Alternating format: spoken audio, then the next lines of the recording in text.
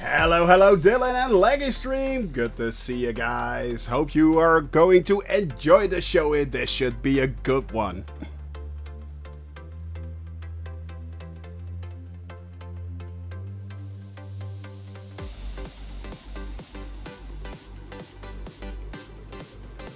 And thank you very much there, Hots, for that follow. Thank you very much and welcome to the Cabin Crew.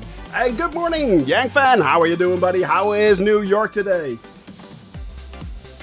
P-Mask! Also good to see you, buddy. Hydrate already. I just took a sip. I truly did. Drunk! What's up? Just loaded the flight plan. Yes, you have to fly it in an A320 today, my friends. You have to fly it in an A320.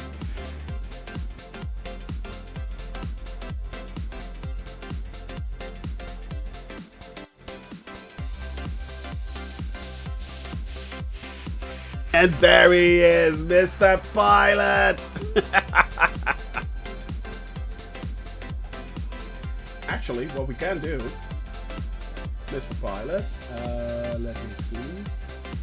How do we need to set this?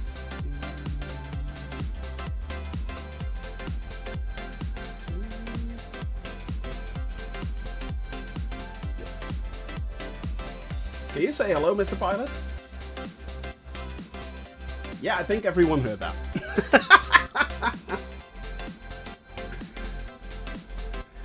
So tried overnight, didn't work either, hence why I'm downloading right now. You're downloading again, P-Bask? Oh, good lord. And by the way, Blue-Eyed Tom, hello, buddy. How are you doing? AJ!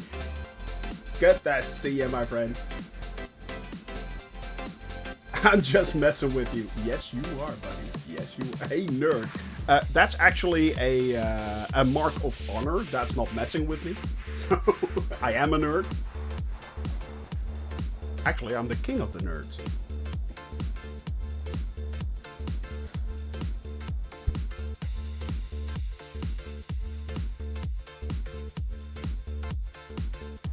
Really, someone already made me hydrate, yeah. And I was drinking a sip of coffee at the same time. So, there you go.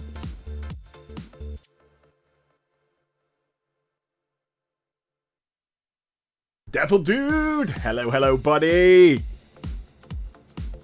Alright, my friends. Get ready for the flight. 30 seconds and counting. I repeat, 30 seconds and counting. Thank you!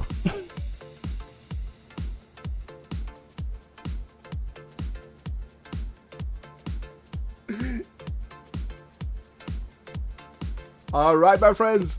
Are you ready? Here we go!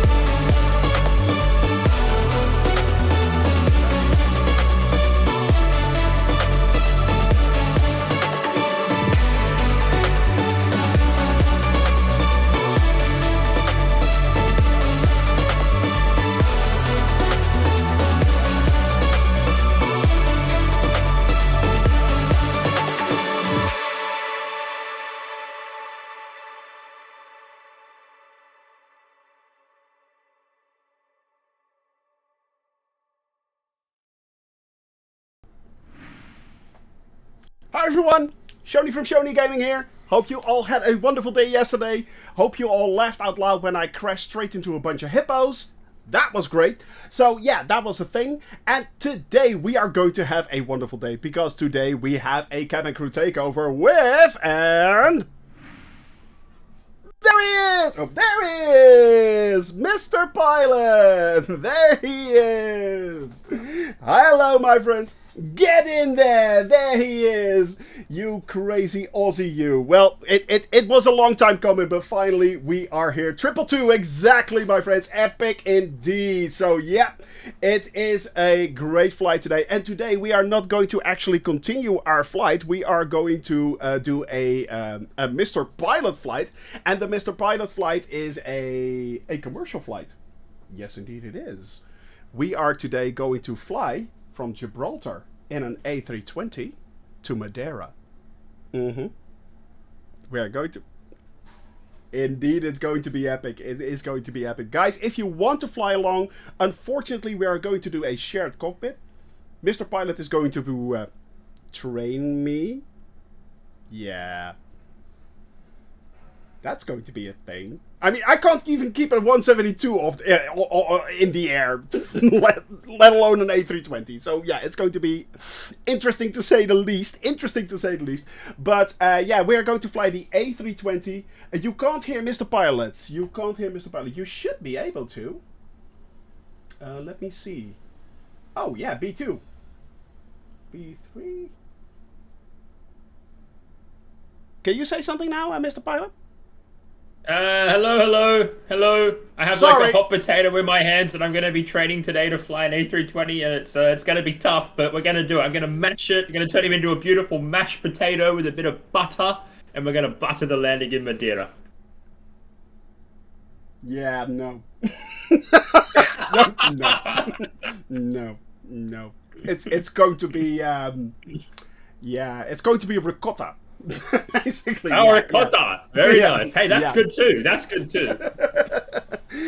Not butter, trust me. This will not be butter. So, but yeah, my friends, we are going to fly today an A320. Mr. Pilot right there, get in there.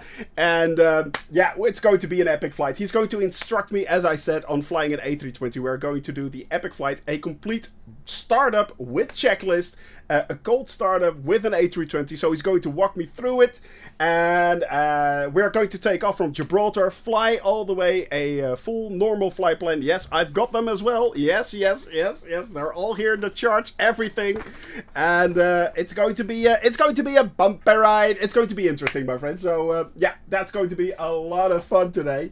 And yeah, it's a fighter escort is ready. Unfortunately, the thing is, my friends, and this is really such a shame. It may change in the future, but right now we are doing a shared cockpit flight through your controls. Now, as you know, officially, Microsoft does not support shared cockpit. It doesn't. However, it means that if you are in a group only situation and you have your controls, you can be in a shared cockpit environment. Yeah, it stinks right now. However, there may be a workaround for that, and we're going to work that on that in the future, which might mean that we can do both a shared cockpit and you guys still flying along with us as well. But that's a test for a later date. Right now, it means you cannot... can you explain what shared cockpit means to people who don't know? Shared cockpit basically means, Blue-Eyed Tom, if I'm sitting in the cockpit and I want someone next to me as a co-pilot who can actually touch the buttons and use the controls, you have to do a shared cockpit. In this case, we can do that through your control. And I'm going to show how that works. It is pretty awesome if you see it. It's actually pretty amazing. So, you know what? Let's switch over to the screen right now. Let's go over to that. Boop, we are there. Now, you can see me in the cockpit already. I am in the cockpit of a silent and dead A320. Mr. Pilot, are you trying to recruit another pilot from Muppet Airlines? That's Ethan Master. Yes, he is. So, as you guys can see, a airplane which is currently dead. This is the cockpit. Now, what I am going to do is I am going on my end, going to start the server. That Mr. Pilot is sitting on exactly the same landing pad, exactly the same plane, exactly the same developer build, exactly the same livery, exactly everything the same. So that has to happen. Exactly the same crazy. Well, mad. Crazy is another. I mean, I have medication. Oh, mad. Sorry, exactly the same mad. Yeah, I have medication for the crazy part. So. Oh, okay. All right. I sent you the session ID. So what is going to happen now? I started up a server in your controls. In this case, now Mr. Pilot is entering that into his. Hey, good morning there, Dejan. Mr. Pilot is entering that into his your control and connecting up to mine. He is now also in the cockpit as well. You're connected? Yep. Gonna get myself connected. Now, will you? I'm not doing anything. Will you please move your throttle? You want me to move my throttle? Yeah.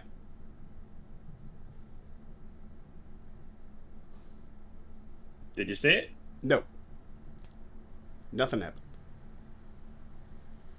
Maybe we need to start the plane. Maybe we need to... I see you moving it. Yeah, I see you moving. Okay. Can you... It's because you're in control, Shoni. I need to be in control to move But the throttle. you... Oh, okay. That's true. That is true. Can you do the flaps?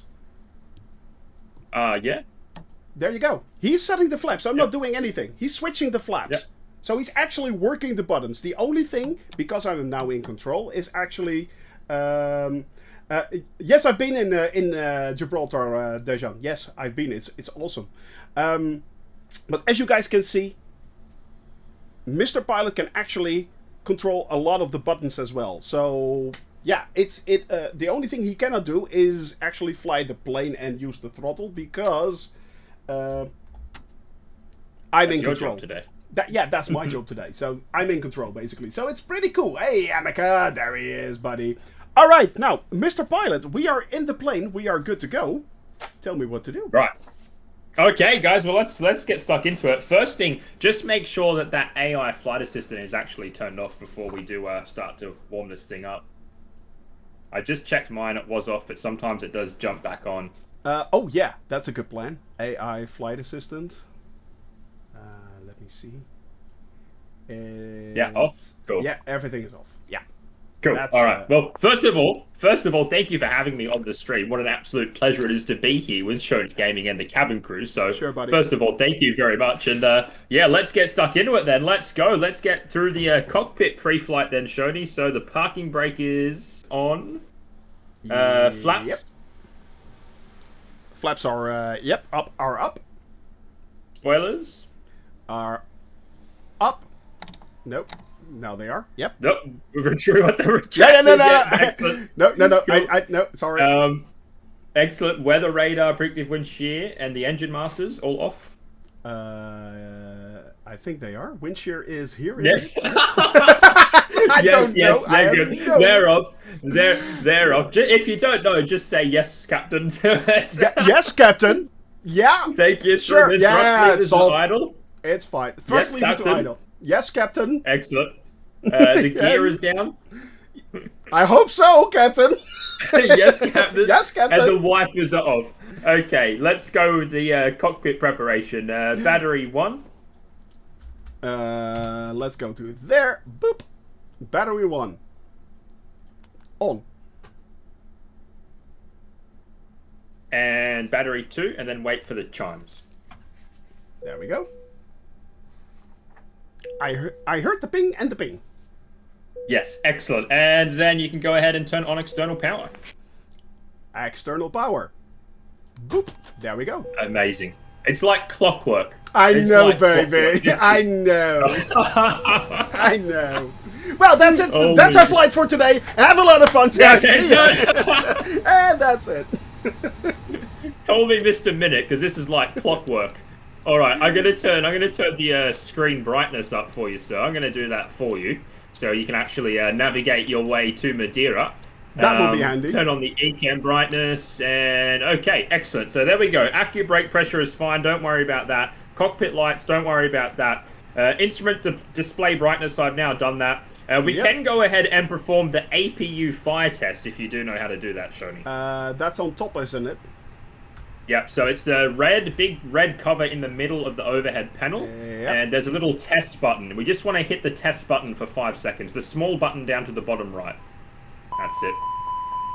Cool, APU fire test is done, so if we do have a fire in our auxiliary power unit, we'll obviously be alerted to that in the cockpit. In our case, that could happen. That could happen, yes. You know why? You know why? Leave... Yes, go ahead, please tell me why. We're on fire. Oh! Okay, Cool me down, Shoni. Cool me down. Cool me down, I'm on fire. Oh, wait a minute, I've got water for that. Hang on. Is it actually? Oh my god. Wrong way, wrong way. Pour it on me. Hang on, this way. There we go. Oh my god. Makes no sense. Oh, anyway. My camera is coming through super laggy on the stream. I know it is. I don't know why. Yeah. Is there maybe another way we could capture it through Discord, perhaps? Yeah. This is going to end in tears. Ethermaster, you're right. Let me see. How can we do this? This is how we do it. This happened with a rash. Yeah. Annoying. So I'm thinking it's something to do with Ninja. It's coming in and out. Yeah, it's. I don't know why. If I share it with you in Discord, would that be better? No, it doesn't.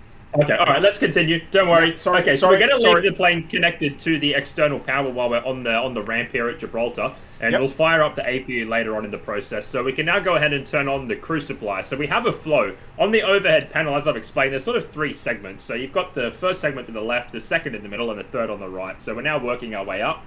The CVR test, so if you hold that button in for 5 seconds, that's the crew supply on, and then above that is CVR test. Yep. There we go. Awesome.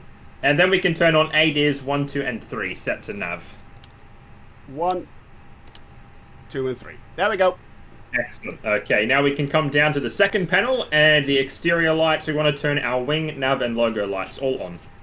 Wing is on, nav is already on, and logo is already on. Don't know why. Excellent. Beautiful. Oh, hang on a tick. No, that's me. Oh, crap. Here we go. That's the fixed thingy that's going on. So... I just see switches going everywhere.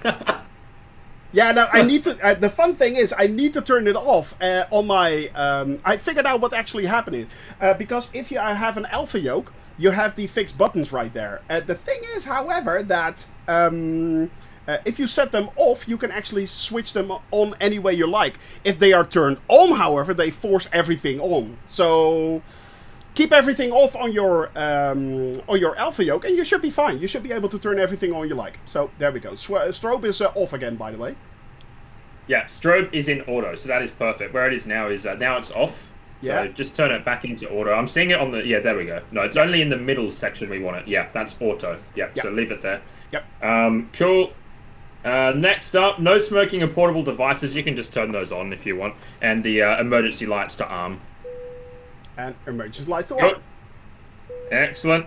We're not going to worry about the annunciator lights. We're going to skip that. Probe and window heat is automatic. That is checked. Yay. And APU we're going to start later. So now we can do the fuel pumps. Just check they are all off. Don't worry too much about the ECAM page. We'll trust that the batteries work. Excellent. The fuel pumps are off. So we see the 6 white lights. Fuel pumps are off. So that's checked. We can do engine 1 and 2 fire test if you wish. So engine 1 and 2, just a small test button on both engines. There we go. Excellent. Engine 1. Yeah. Cool. Nice. The engine testers are good. We can turn on now the flight directors. I'll turn those on. Yeah. Yours is on and mine's on. We see that. We can set the Q and H. Now, do you have the weather, or would you like me to get the Q and H? Well, I don't have the flight in my iPad, so I. The Q and H is 1014. Okay, so that's 1014. Check. Q and H is set. The ethos constraint, that's all fine. FCU, speed, heading, and altitude, that's all fine for now. We can do the radio setup. We don't need to do the radios. MCDU data is fine. So we can go into now and set up the MCDU. So would you like me to take care of that as you chat away? Yes, please. Because yeah, then, I'll go and get that done. Well, I am going to watch over your shoulder, of course. There we go. Okay, so, yeah. okay. While Mr. Pilot is programming the MCDU right there, Piper, this is the fly-by-wire version, but the developer version, not the standard version. The stable version is a little less, has a little less options actually currently than the developer version. Of course, there's also an experimental one. The experimental one has very cool features and doesn't work. So stay away from that one if you can. Alex Switch, good to see you, buddy, there. How are you doing? Hope all is going well right now. And yeah, it's as you guys can see, Mr. Pilot is currently programming the MCDU in the plane that we are using. That's all down because we are using your control, so that's really cool. Brace yourself. There he is. Hello, buddy. How are you doing, my friend? Brace. Manos, good to see you as well. Still on the ground. Did I miss a lot? Nah. It's going to be bad. Trust me. Manos, it's going to be awesome and bad. And yes, we are going to fly towards basically Portugal. Oh, Dylan, you sneaky devil, you. Coffee, coffee, coffee. There we go. So it's, yeah. But yeah, it's today we are going to fly from Gibraltar all the way to Madeira. And Mr. Pilot here is our flight instructor for today. He is going to teach us how to fly this wonderful, wonderful plane. And we're going to have a lot of fun with this as well. So yeah, currently we are still on the ground. And the engines are still off. We are waiting to actually start up. Unfortunately, no cabin crew, my friends, no cabin crew. We will try to fix this in future with shared cockpit flights, but currently no cabin crew. So if you want to fly along, AJ should be run on the runway. AJ Rawlings will be our flight director for today. So guys, if you want to fly along on this flight, you can actually download the flight plan that Mr. Pilot has made, and you can start up in Gibraltar on the A320, follow AJ along, and AJ should be at the same position as where Mr. Pilot and I am. So already didn't go well, needed to call the Ghost Guard. There we go. There we go. That should be interesting. So, yeah. So, as I said, if you want to fly along, go to the Discord channel. You can download either the flight plan right there. That is an option. You can load it directly into your Microsoft Flight Simulator. Or you could actually get the OFP. And from the OFP, you can basically program the MCDU as... Mr. Pilot is doing now. So yeah, make sure to tell Mr. Pilot that north is actually south for him. Wow. Piper. Wow. My dude. Oh, the shots. The shots. Oh, the shots are coming in hard and fast, baby. They're coming in hard and fast. Oh my, oh my. So yeah. Oh, and by the way, Piper, it's blocking Mr. Oh, it's actually over below Mr. Pilot right now. Yes, it's worked. It worked. Yay! There we go. The red card especially for you, buddy. Alright, so, yeah. What are you doing currently, Mr. Pilot? So I'm just manually inputting our entire flight plan. Would you like me to go through a little bit of a brief of what we're doing through the flight today? Yeah, sure. Okay, so what I'm just putting the flight plan in, but at the moment we've got a cost index of 5. We're obviously flying from Gibraltar to Madeira. The expected cruise is at flight level 320 for this flight. The wind is a headwind of approximately 31 knots on average. That is our wind component. So that's going to delay our flight time a little bit in the air. It's going to be a plan for 1 hour and 51 in the air. We're expected to burn 4.7 tons of fuel en route to Madeira. And we're taking a block fuel of 8.8. This is all now inputted into the FMS along with our center of gravity, our alternate, which is let me check the alternate. It's a very exotic name. It's the Ciudad de la Laguna is our alternate. So that's probably somewhere in the Canary Islands, I'd imagine. I have no idea. Sounds but we're just then we're just manually inputting the rest of the flight plan. So we have a direct departure out of Gibraltar today off runway 27. And I'm just going to put in, I'm up to Bamba. From there, we then go direct to ORTOP. Yep. So I'm just inputting all of this manually. ORTOP, using the keyboard, which is an amazing function here. Oh, that's so awesome. Yeah, and somehow it does not work with me. It's really weird, really? But yeah, it doesn't. I don't know why. But yeah. That's very strange. The next one from here is then after ORTOP will be NATA. There wish there was a bit of a better way to do this part, but anyway, we can't be too choosy, can we? No. NATA, ORTOP, NATA, and then it's direct to Lidro for a Lidro 1 Puppet arrival. So I'm going to program that now. We're going to do a visual approach to runway 5, but we will actually program in the RNAV Alpha, because we'll use that for our first section via Pilum, and that gives us a little bit of a contingency as well on route. So we'll insert that. It looks like there's no star in the database here, so that's okay. So what I'll do is I'll manually input Lidro after NATA. Yeah. So yeah. Lidro, yeah. Lidro. And then we're just about done, really. That's pretty much everything. So that's the flight plan set. Right. If you have a look through the OFP, we have all of our legs listed through there. So we have Bapa, Tango November Golf, Ibero, Bamba, ORTOP, NATA, which is just after the top of climb, and then Lidro, and then the arrival. All the points do actually match as well. And Shoney's going to take us in for the circle to land visually on runway 5, which is going to be amazing. But first of all, we have to get out of Gibraltar, which is going to be incredibly hard because we're an extremely heavy plane. We are a very heavy plane. So we're going to do flap 2 departure. Flap 2. Or should we do flap 3? Apparently it is possible flap to do 3 go. Yeah. No, let's do flap 2. Let's do a flap 2. Sure? Yeah. Are you sure? Flap 2 is fine. Could do... Okay, all right. Flap 2 then. Flap 2 is fine. Let's live dangerously. We'll do flap 2. No. Transition altitude from Gibraltar, I have no idea. From Gibraltar, to be honest, I don't know either.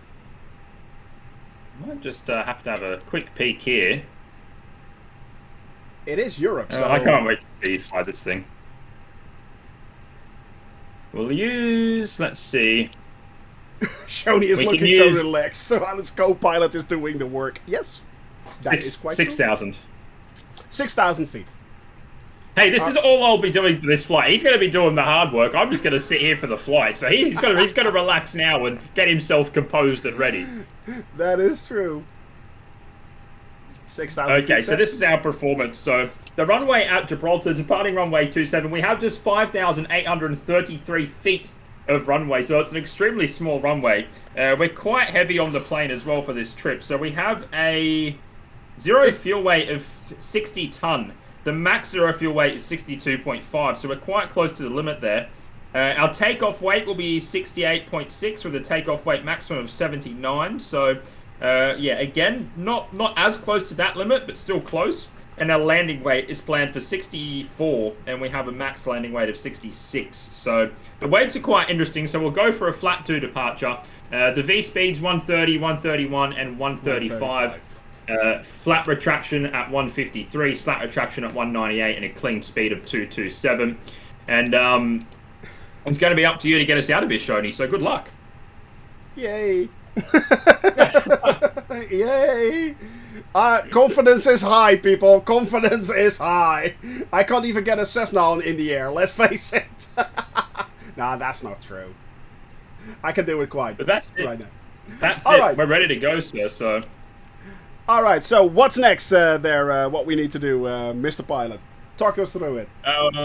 Yeah, well, pretty much now we just need to check that we have our IRS aligned, which it is now aligned. Yeah, it is. So that's fantastic. I'm just going to switch back to my co-pilot view. So we have the IRS aligned, we have our flight plan reviewed, our EFIS and nav aids are as required. The takeoff briefing, so Shoney's going to be in control. Would you like to do the briefing, Shoney, or would you like me to demonstrate? please go through the briefing and I'll do exactly what you need me to do.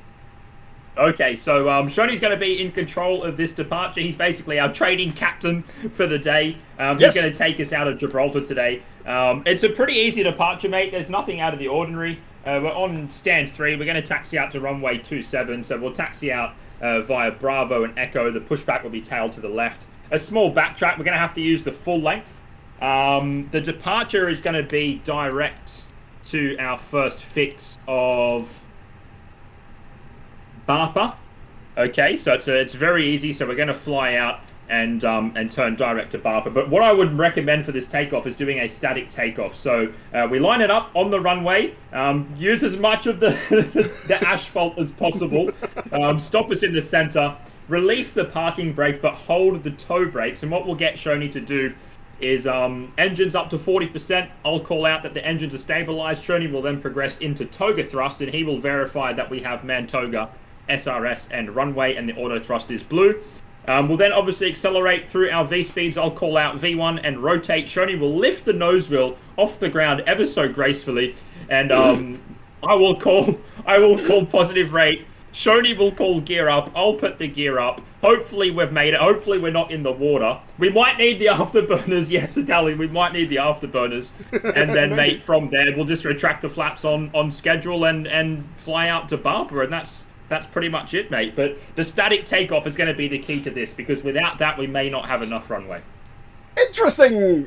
Interesting. Zaxton Revolution, I saw a question there. I have a question. The flaps let you fly higher altitudes, but they increase the amount of drag. But does that mean if you fly an altitude that requires the use of flaps because of air pressure is lower, the drag will also be less because of the aforementioned lower air pressure? That is actually a good question, which I really do not have a direct answer to. Do you know that? You know, it's a technical question. I can't say I would know an answer to that, but it's the flaps are obviously there to increase drag and help us to fly at an altitude at a slower speed. But if the air pressure is lower, I believe that actually helps the performance of the aircraft. That kind of makes sense. That does kind of make sense. So yeah.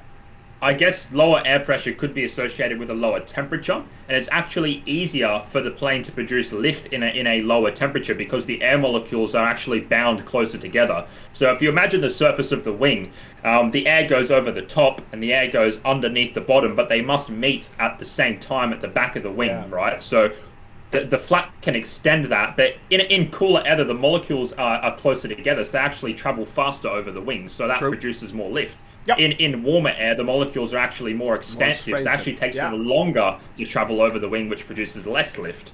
Exactly. I don't know, that doesn't even answer the question, but I sound clever, don't I?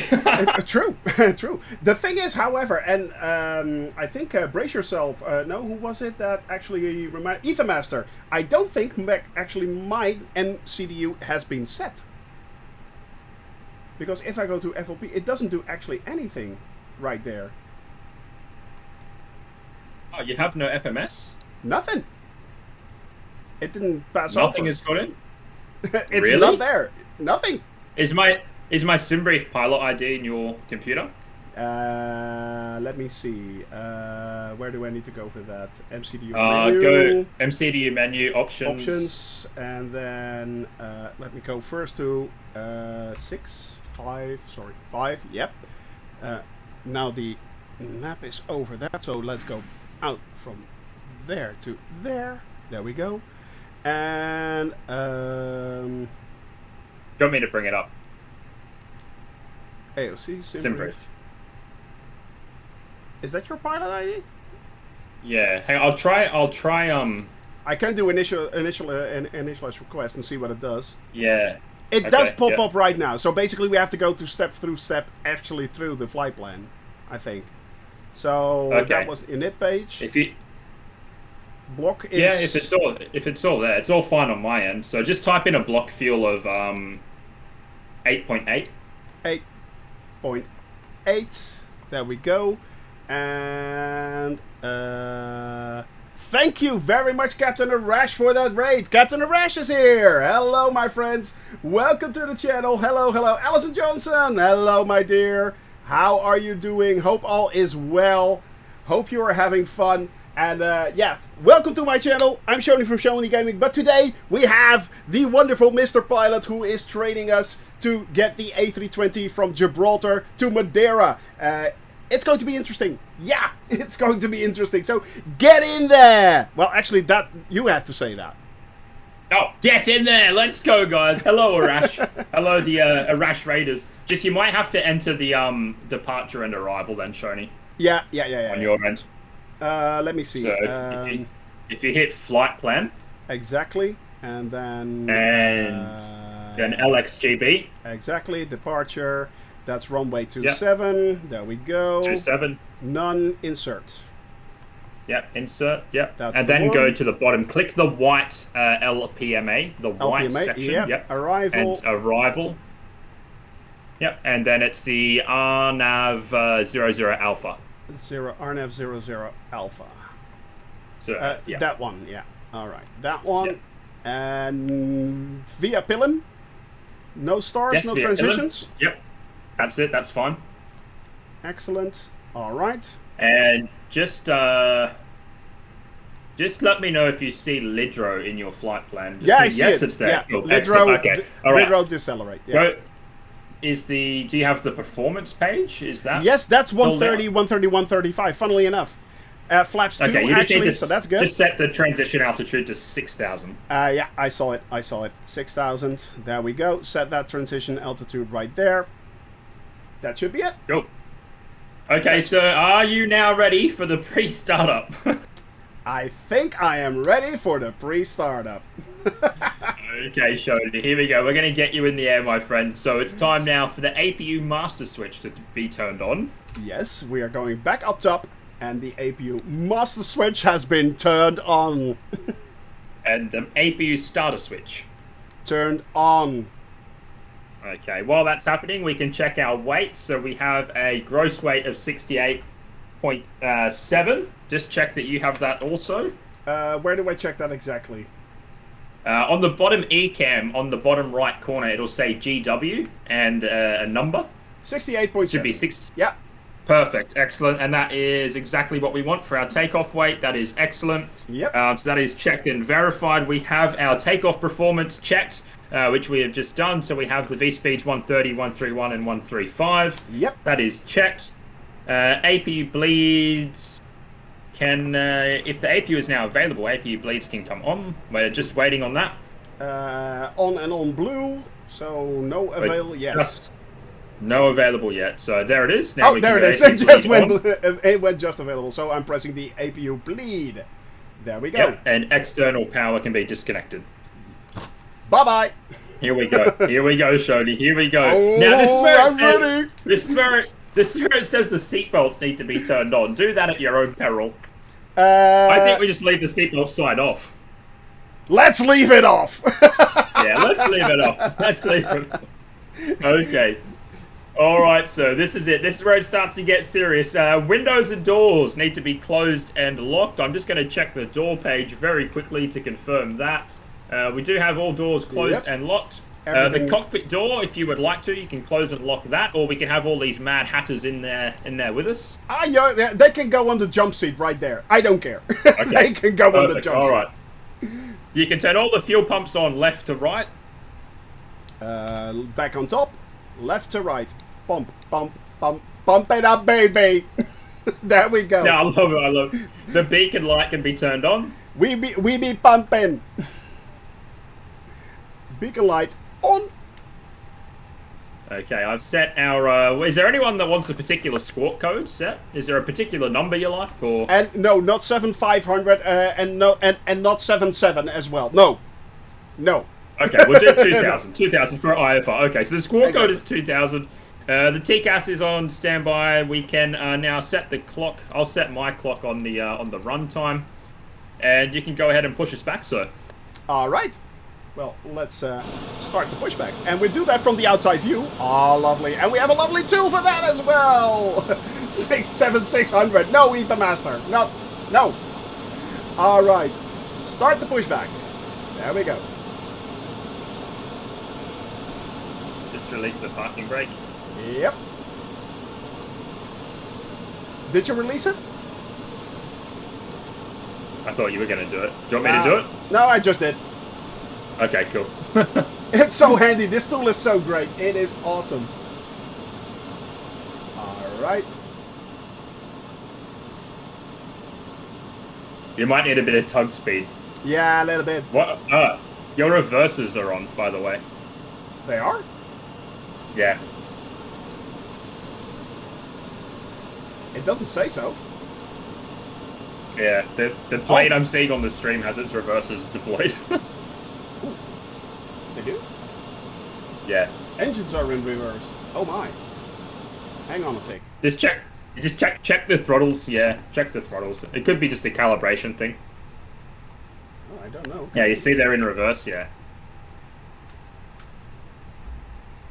I don't know why they are. Why are they?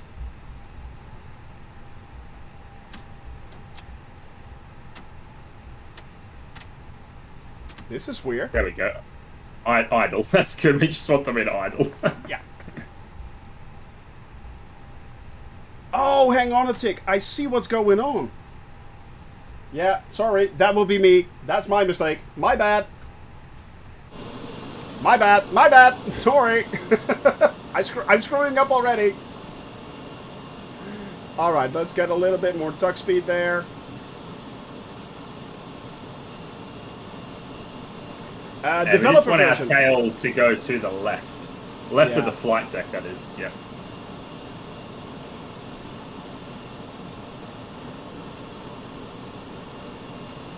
Beautiful. Yeah, I know. I love this tool, man. It's so good.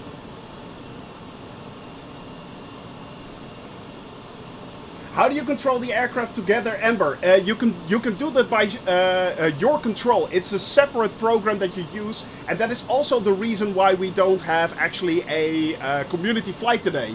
Usually everyone flies along with us, having a lot of fun, but your control, you can actually share the cockpit.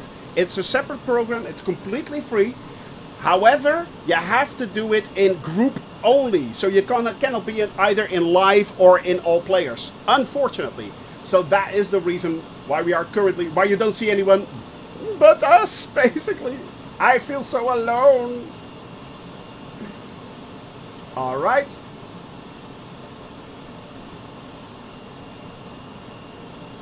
I think we are nearly there. Yeah, good enough, I think. And pushback.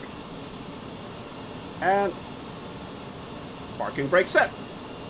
Lovely. Okie dokie. So now we can go ahead and start the engines. Yes. So simple process. We just put the engine mode selector into ignition start, and then we'll flick the switch for number 2. Ta-da! Done and done. Alrighty. And if we're now looking at the upper ECAM right there, we can see everything going up. Yeah, it is really, really amazing, Amber. And it works. It absolutely works. It does have its glitches. It's not perfect. But for now, it actually does work. And that is really cool. And it's free.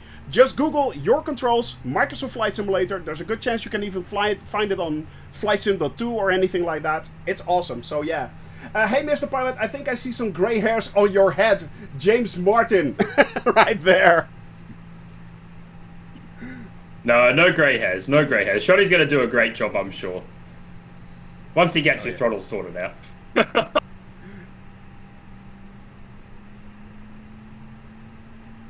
All right, my friends. We are, that's coming up nicely right there. Once we see the available light on engine 2, you can go ahead and start engine 1.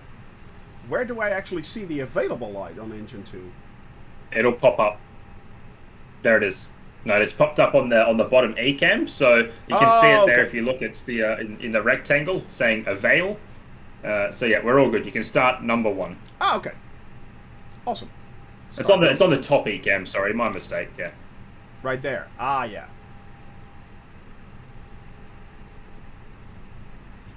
All right. So where the 20.1 is, there'll be a little box that comes up above that number, and it'll say avail when the engine is a good start. Yeah. Excellent. So you'll see it on number 1. Yeah, this time, and then we're good. Climb, baby, climb. You can do it. You hear the engine revving up there. Barbecue Beef, good to see you, buddy. Hello, hello. And for everyone I missed, Paul, hi. Good to see you as well, my friend. Nice to have everyone here. As I say, Stewie, yeah, let's go. Get in there. So yeah, it's we're going to Madeira today. Yes, we are flying from lovely, lovely Gibraltar in this incredible plane. And I do love the A320. It's a lot of fun to fly. It really is. All right. 17, 18. Avail. Yeah, you're right. There it is. Avail. Yep. Okay, so then we go mode selector back to normal. Yep. Boop. Mode selector back to normal. Check.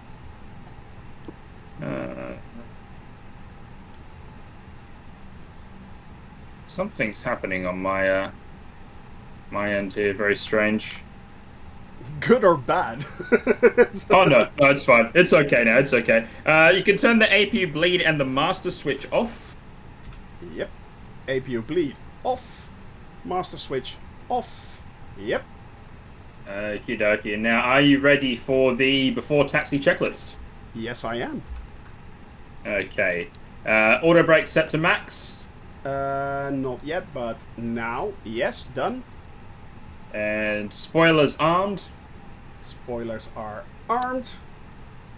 And I'll set flaps 2 for takeoff. There we go. That is done. Engine anti-ice is not required.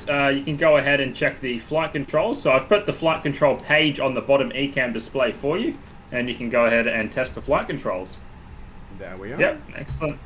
And elevator is checked there, and the rudder finally. And everything is looking fantastic, Shody. Ready to go for you today out of Gibraltar. Nice. Okay, the pitch trim is set. The rudder trim I'm going to reset for you. Don't worry about that. And the steering pins are removed, so we can now set the... I'll set the lights for you, Captain, since I'm the pilot monitoring. So I'll set the taxi lights on. Awesome. Runway turn-offs are on. The strobes are automatic. Parking brake I will remove. Yep. And are you ready for the takeoff config test? No, but let's go for it. Takeoff config is normal and green. And the taxi checklist is complete, Shony. Awesome! Hi-ho, Silver! Away! Maybe a bit too much. You kind of dropped out there, Captain, Mr. Pilot. Yeah, no, you're good to go. You're good to taxi, mate. I'm thinking maybe that we just turn the camera off, mate, because it's been lagging the whole time. It is lagging like crazy. It is, isn't it? Yeah. Maybe just go with the voice only. I think it's better. Yeah, I'll do that once we're up in the air. Okay. Bit of a shame though. We really need to figure out how we get that in the future, man. We really need to do it. I had the same. It must be Ninja because I had the same problem with it with a rash. But when I do it with Sky Command, he takes my video from Discord, and that seems to work beautifully. Yeah. We could try to configure that in flight, maybe. So possibly. Anyway, I don't want to mess around too much. All right, so here we go. Let's do the before takeoff checklist. So the cabin crew, that's your lot. Yeah. Are the cabin crew notified of what's about to commence? Yes, they are, but are they ready? Never. We're the cabin crew. Come on. Okay. Please prepare for takeoff. All right. You can go for the backtrack. I'll do everything here. So we'll turn the takeoff lights on. Where do we need to go? Actually, takeoff. I go we've right. got to go to the right. Yeah. And then backtrack on the runway. Yeah, exactly. What I'm going to do, Shoni, is I'm actually going to start up the APU again. Yeah.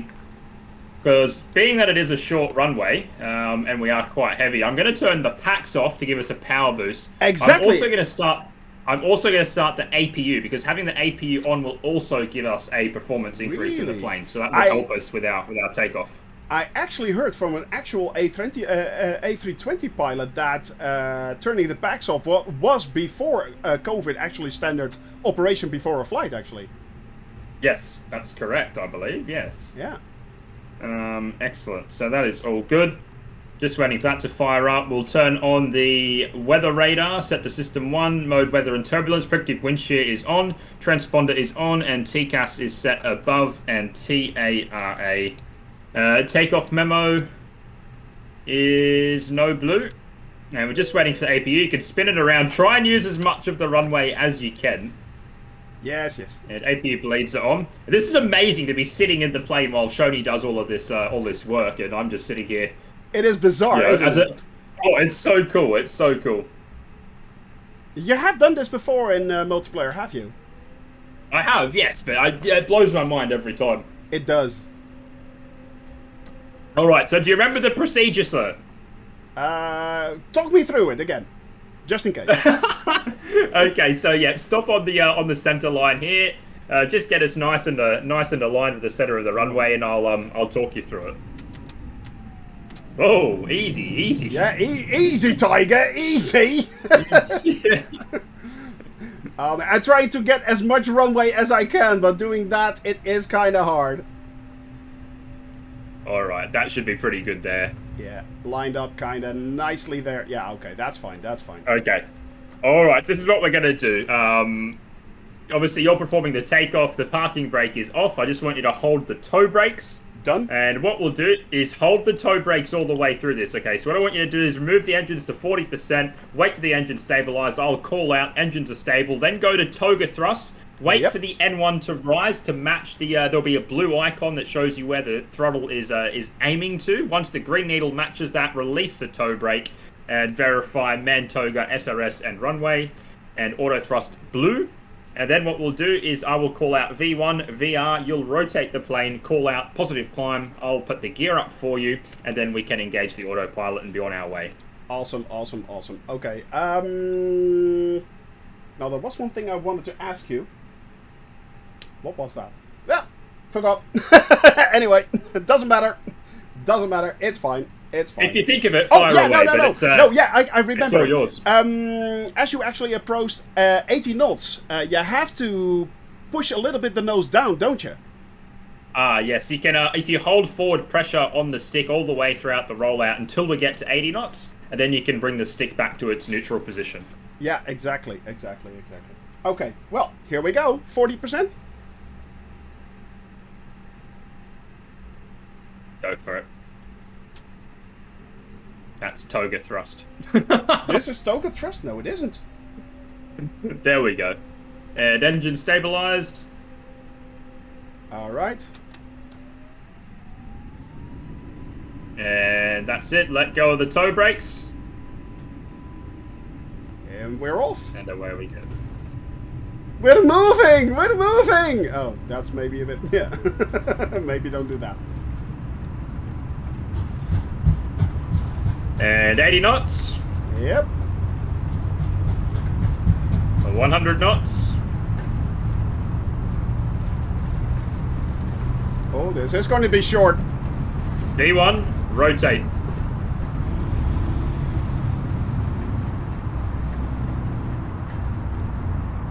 And we are off. Oh, you've already put the gear up. No, I didn't. Oh, I didn't put the gear up. Strange. Yes. Gear is still down. Now it's up. All right, gear is up. Yep. All right, you can just start a left turn now out of the bay. All right. And at 1,500, just lower the nose slightly, and then we need to put the engines into climb thrust. Okay. So there we go. We can now put them into climb thrust. They should now be into climb, if I'm not mistaken. Doesn't look like you've got them in climb. So what we should see is a throttle climb on the PFD. Yeah. There it is. Got it. Okay. And then you can engage the autopilot.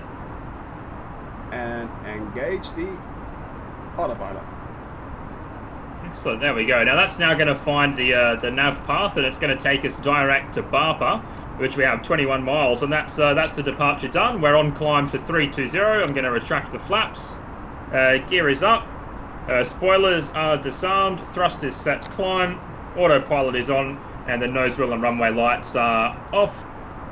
I'll also turn off the APU. And after takeoff checks are done. Well done, Shoney. Very nice. There we are. Well, we got us in the air. That's one part. Part one, done. Well, it was a nice doing that. And the rest of the flight is yours. Bye. Nah, let's not do it. Wouldn't survive. I wouldn't survive without you. Especially if I don't give you control. That would be that would be mean. Just walk off. So that's a thing. That is a thing. But yes, my friends, we are actually moving and grooving right now, as you guys can see. Loud. Wow. But we just moved away. So it's pretty awesome, actually. And yeah, this is an official KLM checklist that we just walked through, isn't it, Mr. Pilot? Yeah, somewhat. Yeah. I mean, it looks official. It looks official, but the fact that you can actually do that in a simulation like this, just get the official, you know, flight plans, the official charts and everything, and get it working. Yeah, exactly that. I mean, it's like, yeah, it's amazing. That is pretty amazing, in my opinion. That is, in my opinion, really amazing.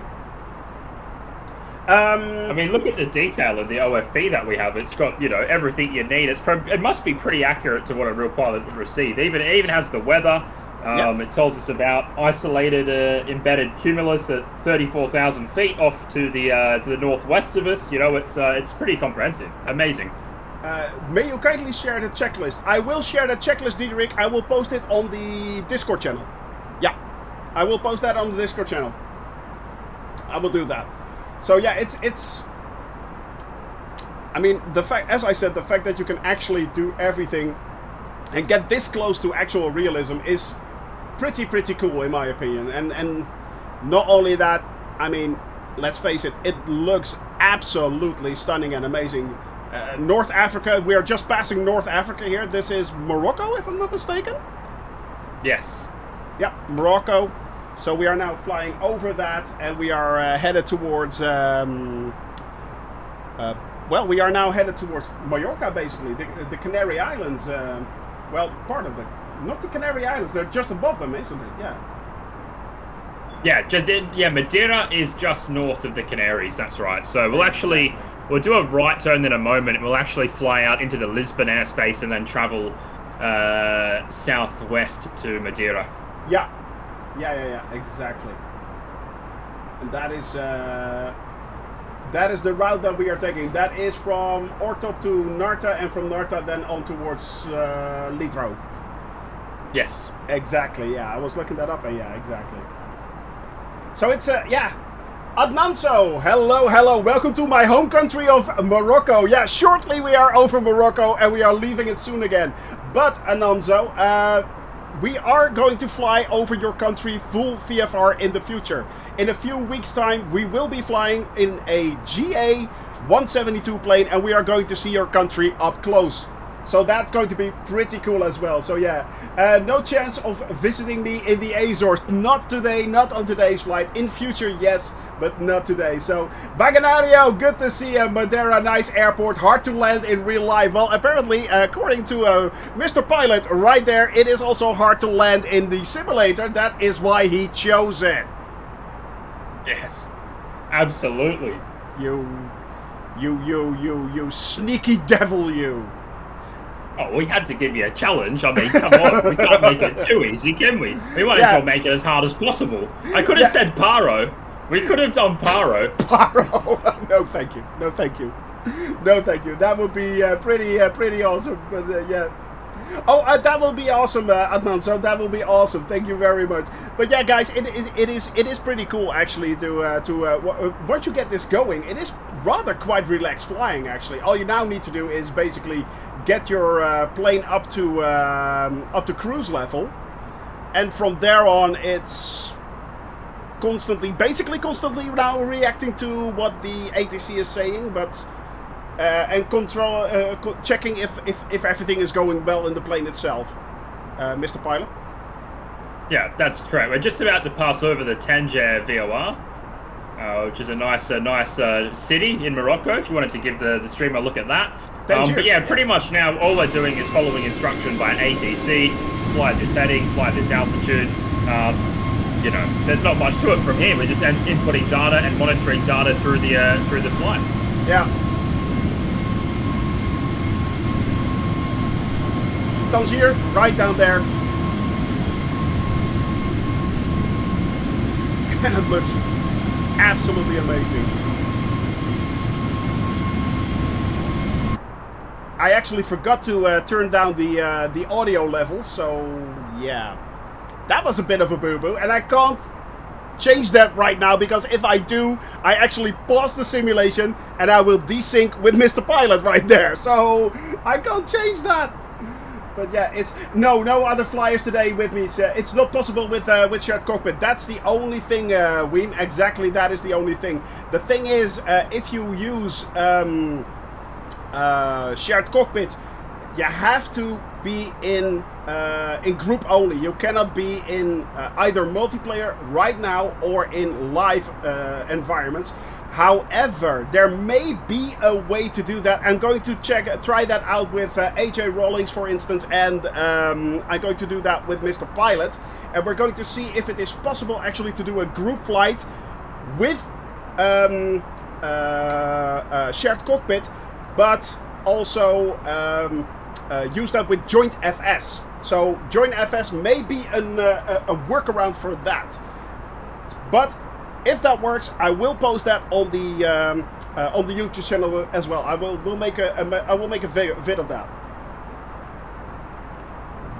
What's the best place to buy Microsoft Flight Simulator, Steam or the Microsoft Store? Kind of depends on what your preference is, actually. I mean, it's basically both the same.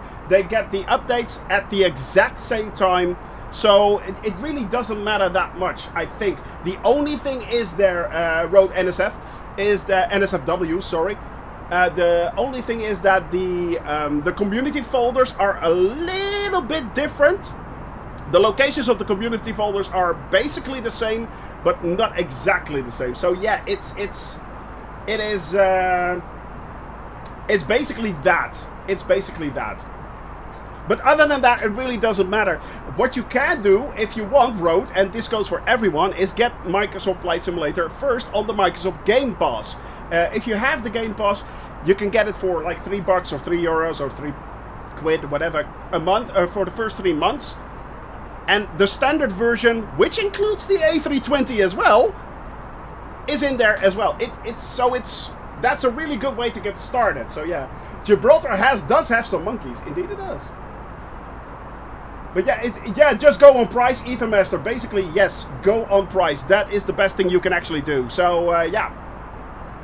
But currently we are now cruising over. Well, we're actually just moving away from Morocco. Morocco is, you can barely make out the coastline right there.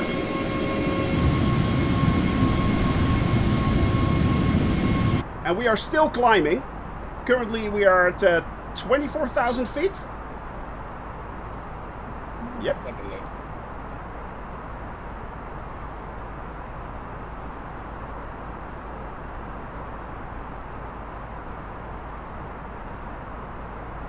24,000 feet, still in climb.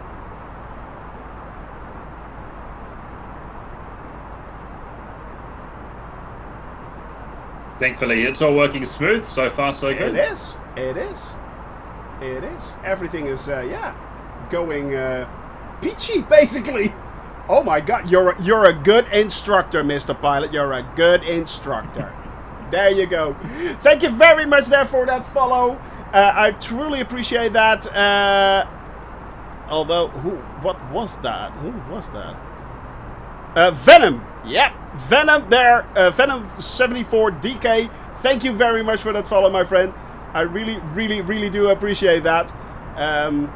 So, yeah.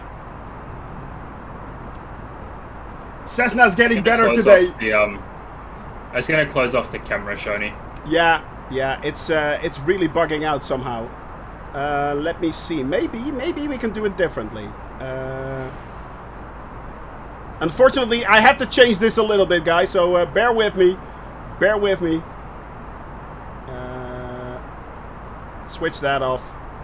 And we are back. There we are. There we are. Thank you very much, DC Viper. Heart IFR. Yeah, exactly. That is true. But currently we are still flying with Mr. Pilot. Mr. Pilot.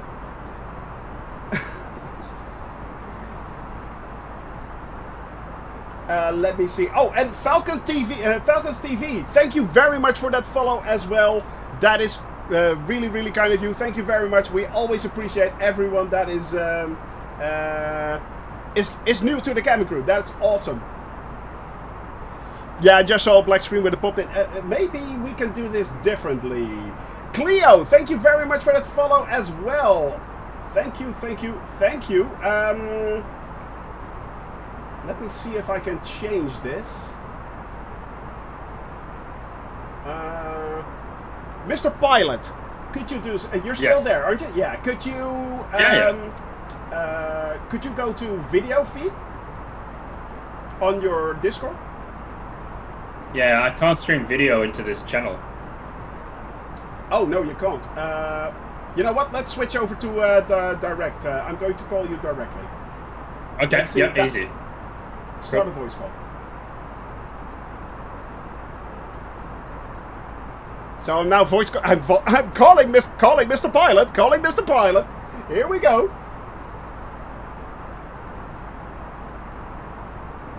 All right, you're back. There he is. All right, now let's see if I can. Let's see if I can alter this. So I'm doing this live, guys and gals. Bear with me. This could be a mess. Let's see, because I have my overlays nested, which is fine. Let me see. Camera, guest feed. Properties. New. I am doing this live. What could go wrong? Nothing. Basically everything.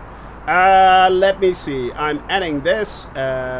Doing a display capture.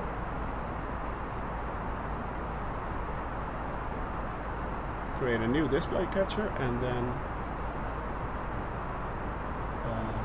No, cancel. Nope, not display capture. That's wrong. Nope, doing it wrong. Window capture. That should be it. Discord. There we go. Discord. Nope, doesn't do anything either. Oh, good lord. I'm so technical, guys. Let me see. You're sure to remove that? Yes. Let me see. No, display is not it. Game is not it. Window capture then, perhaps. Okay. There we are. You know what? Let's go full screen.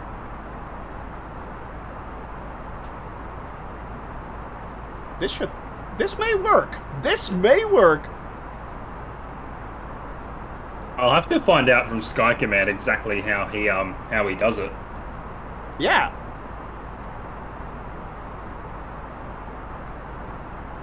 It's not perfect, but we got it kind of working. I think it's not perfect, but we got it kind of working. Let's see if this works, my friend. Let's see if this works. There we go. Switching over. No. Now you see me, now you don't. Exactly. Ah, there he is. Call me Houdini. Ha! Got it. Oh, there he is. Better than nothing. At least it's smooth. It's not lagging. Yeah, guys, this is just the best I can do. So yeah, this is currently the best I can do. But it's fine. It works, kinda. It kinda works. So yeah. Good enough, eh? Good enough. Good enough. Exactly good enough. All right. For now, we got this working. So yeah. Sorry about that. Screwing around here as always, but hey, it's going to work. I indeed fit to listen, yeah. Mr. Pilot, I just tuned in just when I had a lunch and I was thinking about pineapple pizza all day. Piper! Oh, Piper! Yes. No! Yes. Piper! Don't you dare! Don't you dare start this discussion! Hang on, Shoni. Yeah. Do you think pineapple doesn't go on pizza? I think it does. You think it does? Good. Good. Is there anyone in the chat that doesn't? Don't! Oh no! And the chat blew up. I will go and get pineapple pizza right now and eat the pineapple on the pizza. Just I will do it. Just I say will do it. Oh, the Vegemite? No. I don't want to. Yes, here it is. Here's my Vegemites. My jar's actually fairly empty. My jar's actually fairly empty. Yeah. It is. I've got my life supply right here. Oh, the smell. Dude. Oh, it's actually this stuff is. Oh, so Australian. So Australian. It actually. The fun thing is, it says, proudly made in Australia. Yeah. Proudly. Trust me, guys. There's nothing proud about this. Trust me. Only a little bit proudly. Vegemite on pizza. Here we go. Now you've done it. Now you've done it. So that's what I smelled sailing into Sydney Harbour. Exactly. Yes. Exactly right. Tar in a jar, guys. It is tar in a jar, basically. Alright, we are now on towards our next waypoint, which is Ortop. Oh my god, it's lagging again. How do you do that? How? Why? Why is it doing this? Just... Well, it's back so again. weird. It's coming in and out, yeah. I don't know. It's good now. It's good now. I'll make some inquiries, Shoni, and I'll get back to you on this. Yeah, we can improve next time. Yeah, please, because yeah, I'm afraid it's on your end somewhere. I really am. Yeah. There is a little bit of a delay. Yeah, I can see that. But yeah, okay. Well, it's better than what it was. That's for sure. Yeah. That is for sure. But yeah, it's yeah. He just smiled and gave me a Vegemite sandwich, and he said, "He's from the land down under." So yeah. But yeah, guys, it's we're moving and we're grooving. And now, how long will this flight take? About an hour and 40 minutes, if I'm not mistaken. It's not a long flight, is it, Mr. Pilot? Yeah, an hour 51. We've been in the air now already about 20 minutes, so you know we've got good progress. We're 537 miles to the destination. Exactly, and we are now at 32,000 feet, which is basically we're now at cruise altitude. Yep. So yeah, and this is the long leg from Ortop to Narta. Yeah. Yes, yeah, we're inbound to Narta now. Yes, 241 miles in this sector. Yeah, exactly. Well, that's well, we're moving and we're grooving, so that is great. We actually have all our other plates all printed out already as well. Done that, so that is a good thing, I hope. And from there, yeah, it's a manual landing. It's going to be interesting, to be honest. Hey, there's Kingsman as well. Manners maketh man. How good to see you, buddy. Hope you're doing well. So yeah. Could it be that you're on the opposite ends of the planet? Nah, that can't be it, can it? Wouldn't even surprise me if we are on the exact opposites of the planet. Printed plate, the plane cries, the planet cries. Yes. On the other hand there, DC Viper, this might be more friendly than having it run on my PC, which churns through a lot of energy. Trust me on this. So yeah, it's either paper or coal. Take your pick. Take your pick. But yeah. So, Mr. Pilot, as we all know, you have been having a great time with Microsoft Flight Simulator as well. But you're also actually training for an actual pilot. Yes. Yes, indeed. You are. So, what part of your training are you currently at? Yeah, so at the moment it's all circuits. So I'm flying circuit patterns, trying to get the landings right, and then obviously once I can do that and demonstrate to my instructor that yes, okay, I can fly a circuit pattern and land the plane safely, then it's about emergency procedures. So obviously having an engine failure on takeoff, what do we do? Do we land straight ahead? Do we continue out and come back? If I have an engine failure in the air, can I do a glide approach and make it safely to the runway? And then once I can learn that and demonstrate that I can do those things, well, then it's going solo. Excellent. And when is your first solo flight? Do you think? At the moment, we're in lockdown at least until September. Oh, yeah. So the school is closed, unfortunately, until we open again. But I think if it wasn't for that, I think I would be going solo now. Honestly, but unfortunately we have the lockdown, so it could be maybe June, July, August, September. It could be October, November. Man, that it's such a shame that indeed, the lockdown is truly a thing, and especially in Australia again, is it? I mean, not so much in Europe. It's more of a problem. Yeah, in Europe, it's kind of seems to fade out. Well, I don't want to say fade out. I'm really scared of what's going to happen in coming winter. But yeah, it's. But in your case, it is winter, of course, in Australia. I just remember that. Is it? Is it winter here? Well, let me check. Let me check. Winter. February, March, April, May, June, July, August. It's August. No. It's what's the season after winter? Spring, dude. Spring. It's spring. It's spring. We're in spring. Why? Why? Yeah, we're in spring. How am I going to fly a plane in real life, guys? How am I going to get a license? I don't even know my seasons, let alone my bloody radials and VORs and stuff.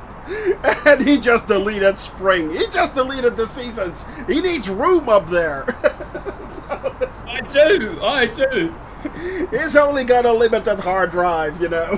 Thank you very much for that finish there. That's very true. A limited pro streamer right there. Well, anyway. Oh, good Lord.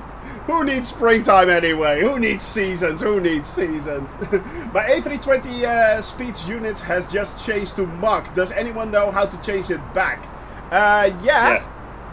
On where was that?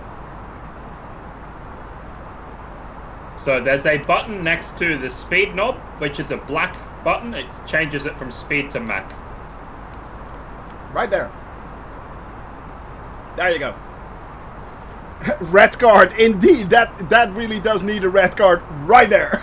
Oh, are you gonna red? Oh, is that me? Is that me being red carded? Yeah. Oh, you're gonna have to do it again. You're gonna have to. I'm not taking that red card.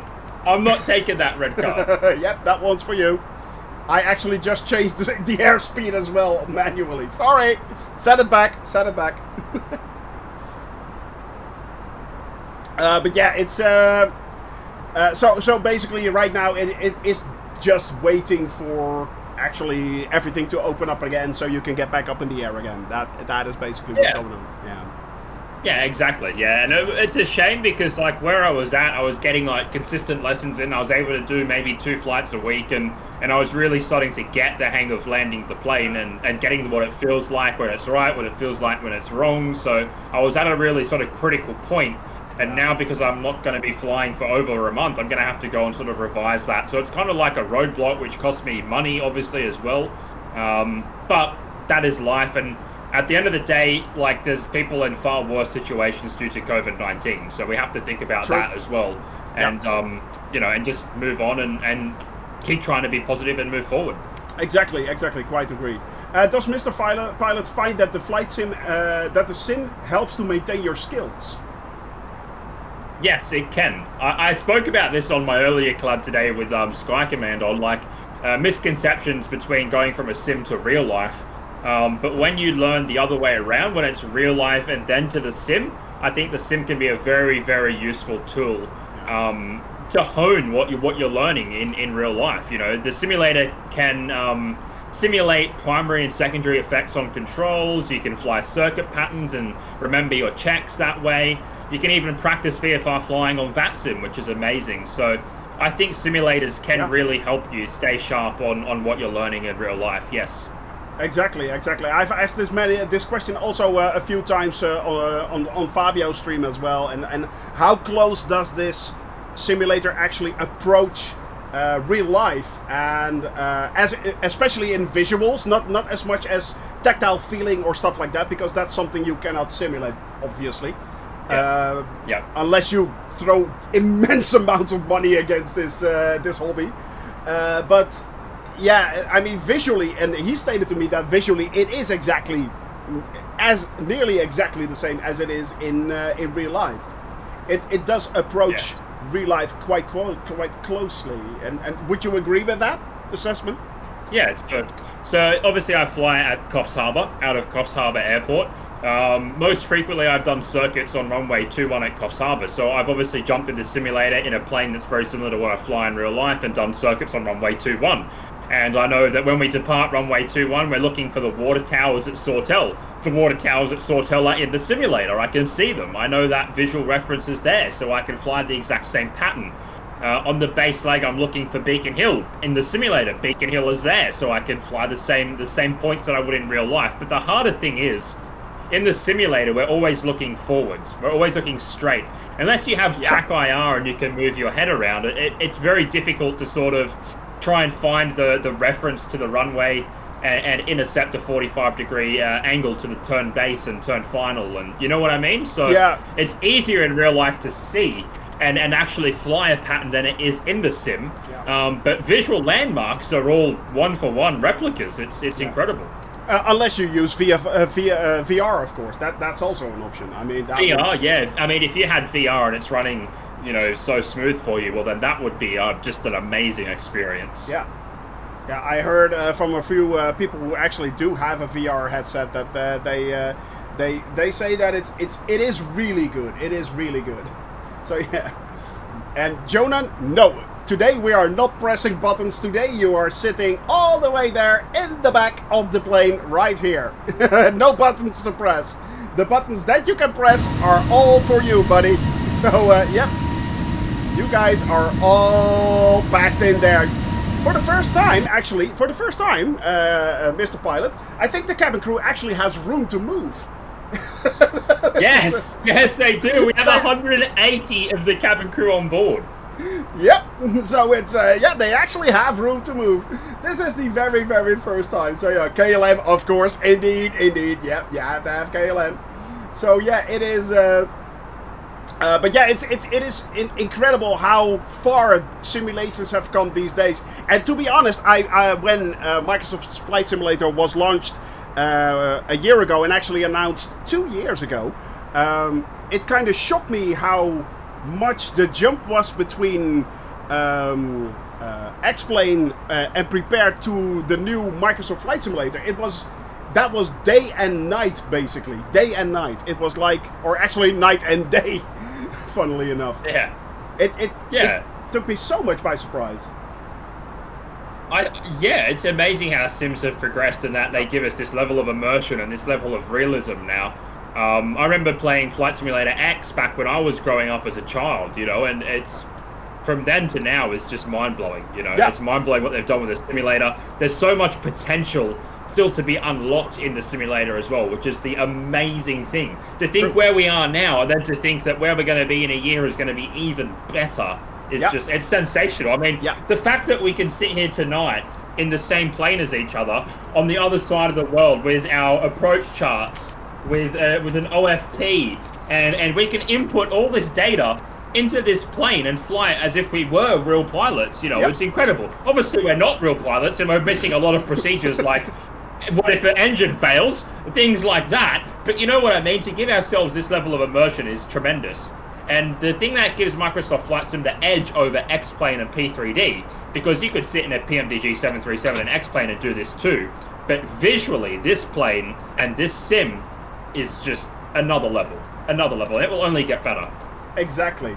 It is exactly that. And Trolling Thunder, yeah, you are used to use the old PMDG 737 as a procedure trainer. Work like a charm.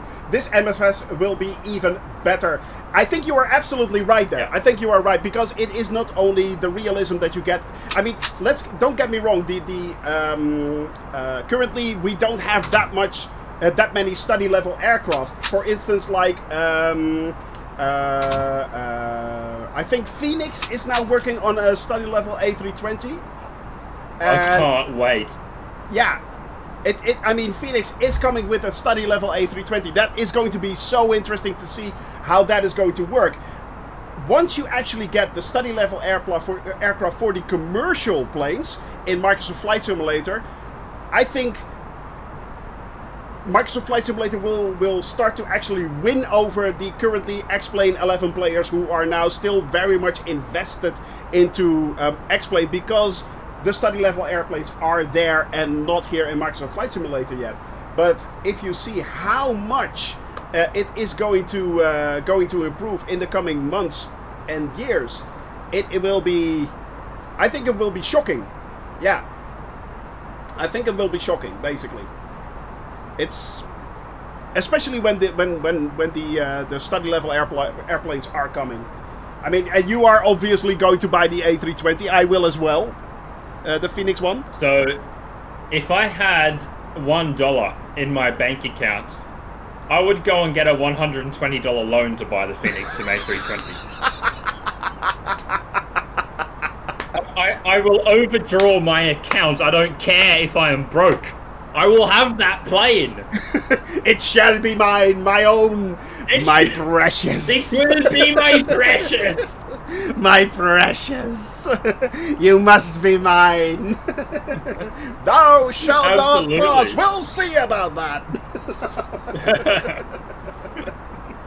Exactly. No, I feel exactly the same way. I mean, especially, I have to say, the fun thing is actually, and we talked about this earlier, that currently, of course, in the real airplane business, the Boeing is, well, let's say, I want to say the F word, but freaking up quite badly. I mean, the 737 debacle, with a lot of them still on the ground or aground on again.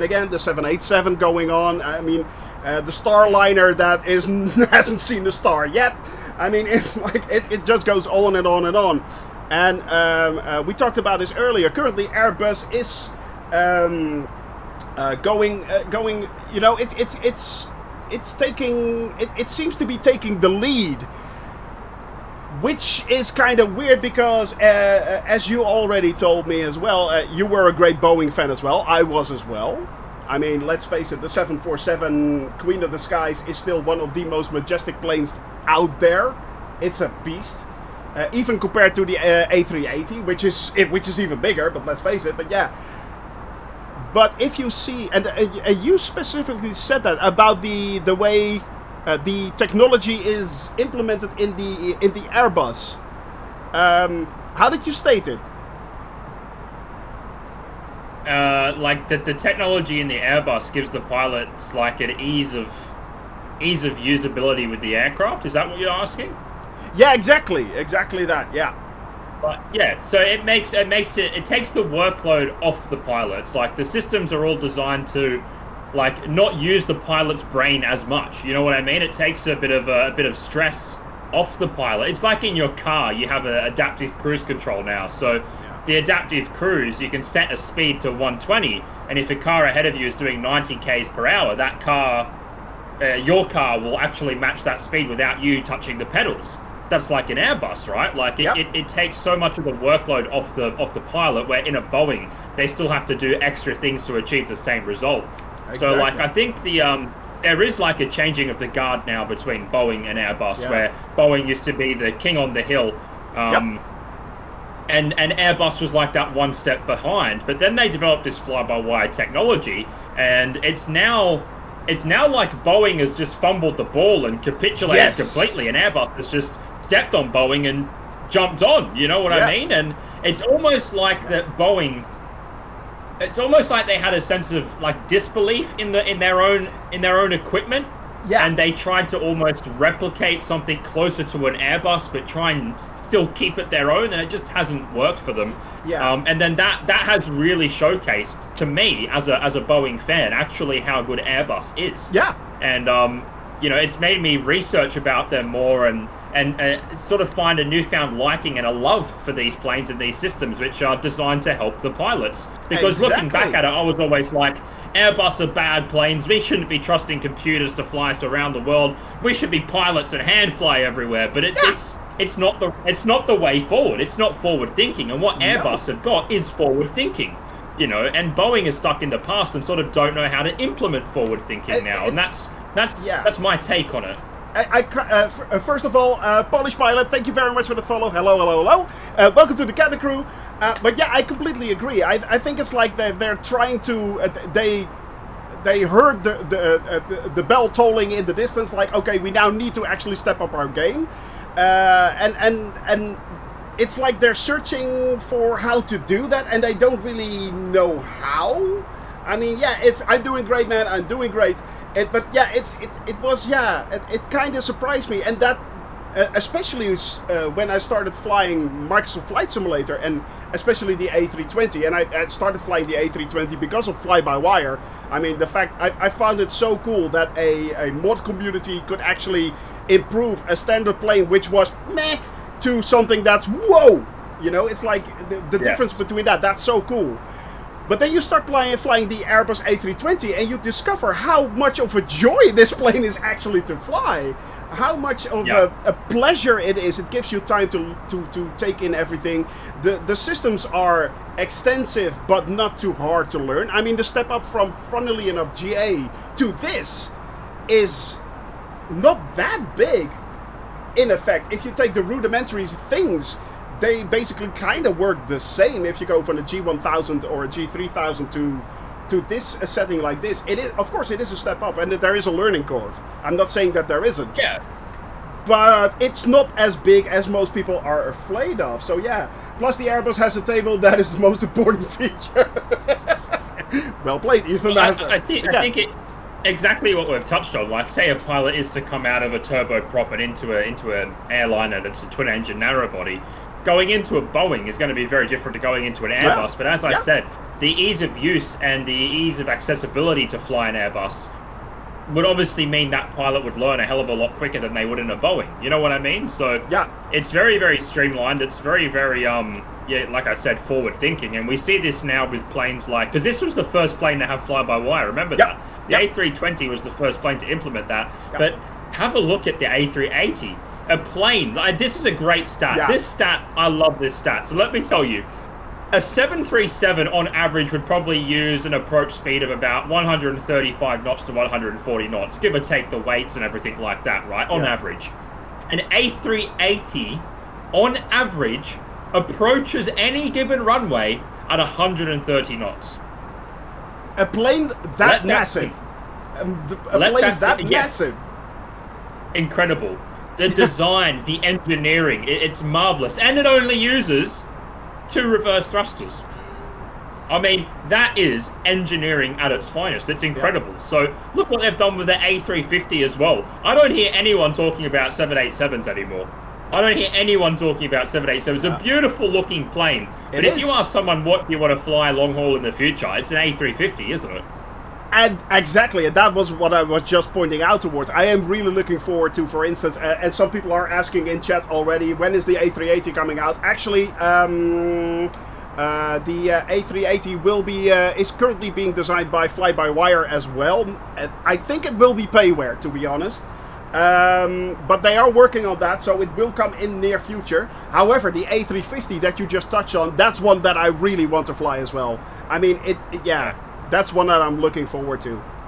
The A350, when that comes out as well. I think, to be honest, Microsoft Flight Simulator made it so that I actually switched over from my Boeing love to actually Airbus love.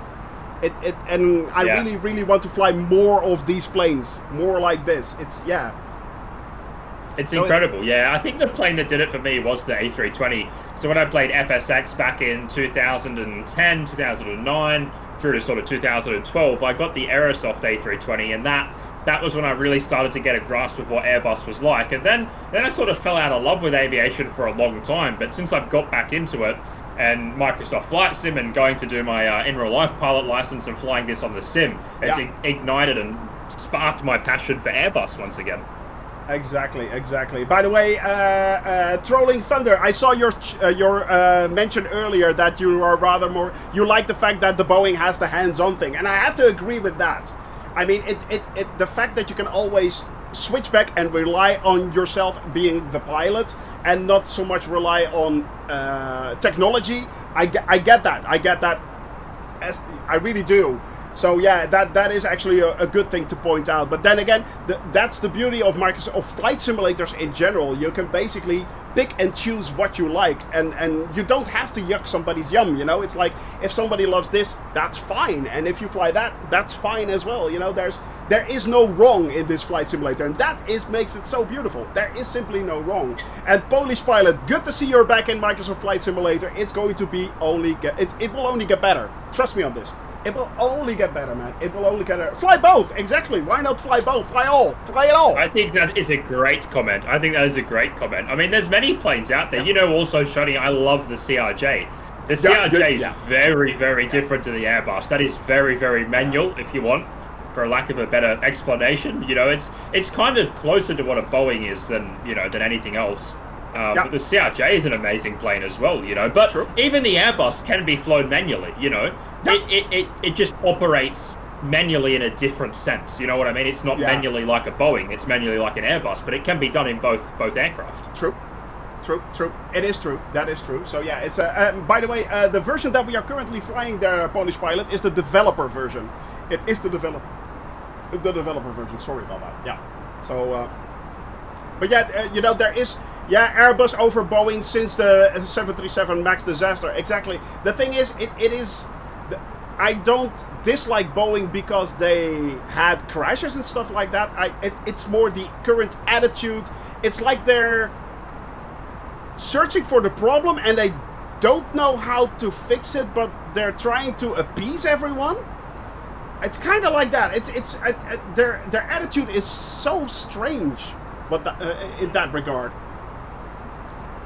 Yeah, it is indeed. You're spot on. Yeah, it's just like that. They're. It's not like it's like don't know what they're doing. And I mean, a company like that is of course does know what they're doing. But it's like somehow I get the idea that the CEOs and the shareholders are trying to push the actual engineers to the limit and shutting everyone up that is having issues or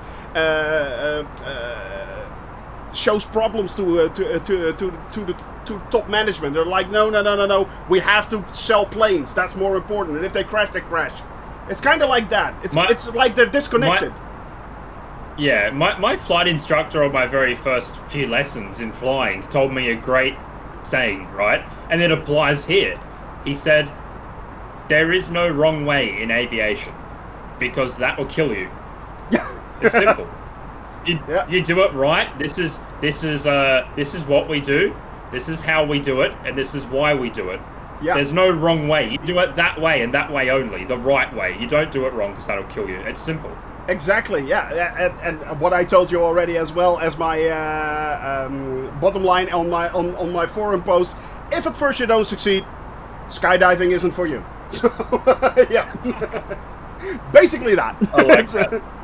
Exactly that. So yeah, it's yeah, and you are quite right there, Stewie. Yeah, Boeing should go back to their engineering roots. Yes, they should. They should. I think that is exactly what they should do. I fully agree. So yeah, and Howie Itzer, yes, there are helicopters currently in Microsoft Flight Simulator. If you go to FlightSim.2, you can actually download the H135 Airbus. Go do that. You will not be disappointed, and it will be awesome. Trust me. So yeah, bad company culture, too many middle management. Yeah, well, there you go. Exactly, Trolling Thunder. I mean, you know, it's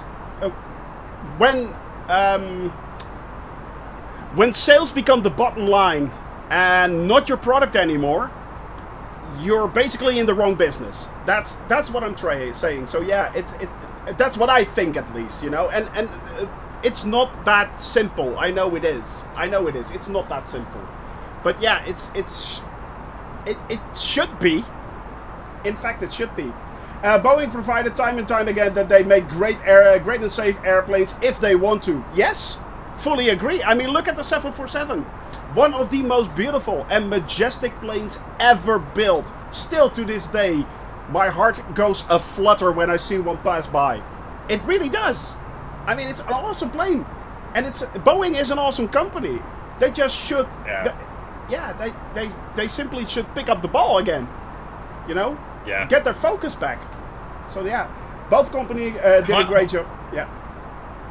Hindsight is always 2020, but like we look back at an Airbus A320 now and think, wow, that was way ahead of its time when it was released, you know, because it's still a successful plane. It's still the most safest plane to ever be in commercial service, I believe. Yes. You know, it's and at the time we were kind of like, oh, computers in planes, like, oh, you know, but look at it now. It's so good, so good, and it's only getting better. Yep, true. Yeah, it is, and and I know we are becoming more dependent on technology as time progresses, but yeah, that is of course the way things go sometimes. I'm not saying that manual flying is going the way of the dodo. It's not. It never will be. But still, you know, it is. Look at drones. I mean, they're becoming more and more available. This plane can actually land itself. I mean, it can. So the fact that technology these days is available is amazing in itself. The TBM, the newest TBM, actually has a... Have you heard about this, Mr. Pilot? The emergency button on the TBM?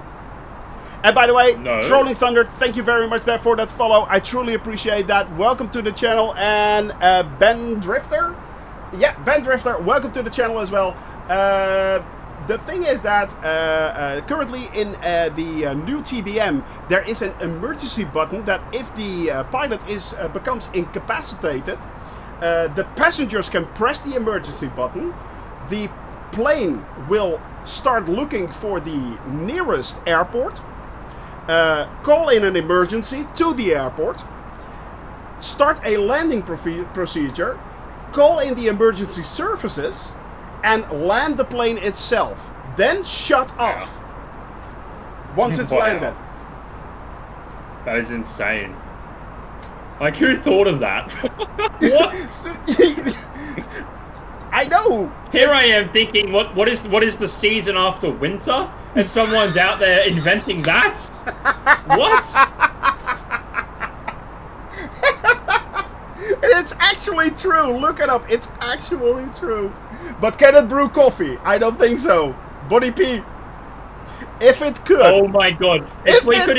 That's what we should invent. We should invent a flying Starbucks. I would lose my brain. Now that's better than a TBM that can safely land itself with an incapacitated pilot. Who needs that? Who cares? I want my latte. Yes. Give it to me now. I want my mocha chocolate latte. Yeah. Get down. Get in my mocha chocolate. Yeah. Yeah. That would be awesome. That is an idea. Airspresso. Is that reaching? I think it is. An airspresso. Yeah. Well, maybe not. So, reading the hydrate. There you go. Red card right there. Yeah, you're right. You're right. Well, you're right. You're right. Indeed. An airspresso. But yeah, that would be awesome. That would be awesome. But the thing is, the fact that technology like that exists is red card yourself. I know. But the thing is, the fact that technology like that exists is basically amazing. It is absolutely. Now, Air Italia need to do that. Alitalia needs to do that. Exactly. Alitalia with the espresso. Yeah, and you cannot get a cappuccino after 11 o'clock. So that would be hilarious. No, I want the cappuccino. No. Soon. What did you say? Sorry? We might have to start the brief soon. We're already only 300 miles to go. Oh, really? Oh, man, we're chatting like crazy. Yeah. We're nearly there. Time flies when you're having fun, sir. It's true. It's true. Pun intended. Pun intended. Yeah. All right, so let me see. Landing, no. That's the one. Cruise, we've done that. So descent. That's no, we're not there. We're not up. No, we're not up to descent yet. No. No. Away. Where are we actually? No. We're actually just about to cross Nata. Oh yeah. There we are. I pressed the autopilot button. Thank God someone did. And Nata, we are headed for Litro after that? Correct, yes. Yeah, exactly. Exactly. Just let me know, though, when you'd like me to brief the arrival for you. Yeah, sure. Sure. We can go over that. You want to do it? You want to do it now? Yeah, sure. Why not? All right. Well, just remember, you're in control of all of this. You're in control of all of this. Yeah, kinda. How far are we now? We are currently through. How far are we at now? Under 300. Under 300. We've got 294 nautical miles. Yeah. Yeah. All right, then, Shoni. So here we go. You're going to be the pilot in command of this this arrival into Madeira. Okay, mate. We've got a very, very special one planned for you. We're dead. No, he's already gone in and just said, "Look, guys, no chance. We are gonna die today." Oh yeah. I love the spirit. I love the spirit. The CabinCrew spirit. You know what? Shoni, A320, Madeira, dead. Just close your eyes. As we hit the pillars, just please close your eyes, guys. Take yourself in the brace position. Yep. The emergency are here, everywhere. Thank you for flying Magic Carpet Airlines. So, yep. I love it. Well, Shoni, the good news is that we have quite nice weather for the arrival into Madeira. So the current meter is showing winds 150 at 5 knots. So the wind is not too bad. It's going to be quite calm. So you avoid that. That's the first challenge, overcome. Because if it's windy, it's going to be difficult. It's not windy, so you're going to be okay. The wind is variable from 110 to 190. The visibility is greater than 10 kilometers. We have some scattered cloud at 1,500 just to make it a little bit interesting. The temperature will be 26 degrees with a dew point of 20 and the QNH 1018. So we have great conditions for this arrival into Portugal, into Madeira, the Cristiano Ronaldo International Airport. Excellent. We will be flying a Lidro 1 pop-up arrival. The transition altitude, the transition level will be 6,000 feet. All right. We have some constraints on the arrival, if you'd like to check those with me. We have a max speed of 280 between flight level 245 and 100. Yep. Max speed of 250 at or below 10,000. Yep. Max speed of 220 at or below 7,000. Yep. And a max speed of 200 at or below 4,000. Yep. The routing I have cross-checked in the FMS. Lidro 1 Papa, we go from Lidro Mike Alpha 536. Yep. Madeira 534 at 4,000 or above. And then Pilim at 3,000 or above. Okay. Checked. Hang on. He's catching up. Hang on. I'm getting there. Hang on. Yeah, I think I'm good. So it's Lidro, Mike Alpha 536, Mike Alpha 534 at or above 4,000, and then Pilim. Yeah. Oh yeah, Pilim. Yeah, okay. Sorry. Yeah, got it. Okay, excellent. All right, so we'll check that. We're going to be landing on runway 5. There's a few things to note here on runway 5. We have an MSA. We'll be coming in from the sector of an MSA of 3,500. We'll just keep that in mind as we descend. We need to caution birds in the vicinity of the airport. Hang on. What's an MSA? Minimum sector altitude. Thank you. So minimum sector is an altitude which we must not descend below if you have to deviate off our course or something like that. MSA. Okay. I learned something new. Yeah. So we also have to caution birds in the vicinity of the airport and mountainous terrain north and west. It's a primary Class C airport with high landing minimums and a turbulence near the threshold, so we need to keep that in mind as we approach. Birds are not a problem. I've never seen wildlife, and if I see it, we die anyway. So, hence the hippos. Just saying. Okay, well, if we do hit a bird and we need to go Sully, we won't be too far away from the runway. True. No hippos. We're good. Runway 5, due to high terrain to the north and west, we need to execute all turns over the sea. Do not deviate left of the lead-in lights during the approach, Shoni, okay? So, only turning over the sea, and we cannot be over the land on the approach, so you need to stay away from the terrain. Keep the plane over the land, over the water at all times on the approach, okay? You need to stay away from the terrain with your plane. Isn't that usually the thing until you land? So it's... Well, hey, I don't write the briefing. I'm just saying, I mean, kind of stating the obvious right there, but okay. Okay. Visual vertical guidance is provided by Pappy on a 3-degree slope on both sides of the runway. Due to terrain, both sides are offset 5 degrees to the right side and not visible on short final. Okay, so as we're coming in on the turn, definitely pay close attention to the Pappy lights. We definitely want to see 2 whites, 2 reds all the way. We do not want to be low and we do not want to be high. It is an extremely important ththing that we maintain the correct glide approach to this runway. Well, I'm Dutch, so being high might be an issue. Oh boy, I'm in danger. I am in danger, guys. Pray for Mr. P. In the chat, hashtag pray for Mr. P. Red card right there. Okay, just saying. And he's off. Yeah, so we're doing this solo, apparently. The runway has a displaced threshold, resulting in a usable landing length of 8,140 feet. Okay, not a problem. Okay, that's what so we're going to fly... Not a problem, yeah. Hang on, is that in inches or centimeters? I'm not sure. Okay, we're going to fly the first stage of this approach. Is going to be the RNP Alpha approach, okay, Shorty? So... the RNP Alpha, if you have that chart from Pilum, will be at 230 knots. We'll leave Pilum on a heading of 219 to Madeira 563. Yep. We will be at a mandatory altitude of 3,000 feet at this time. We'll then continue on course to Madeira 564 and Madeira 565. From 564, we'll begin the descent.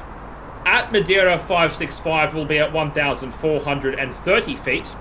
Yep. Continuing on course to Madeira 566. Yep. That is the point at which we will then transition onto the visual approach.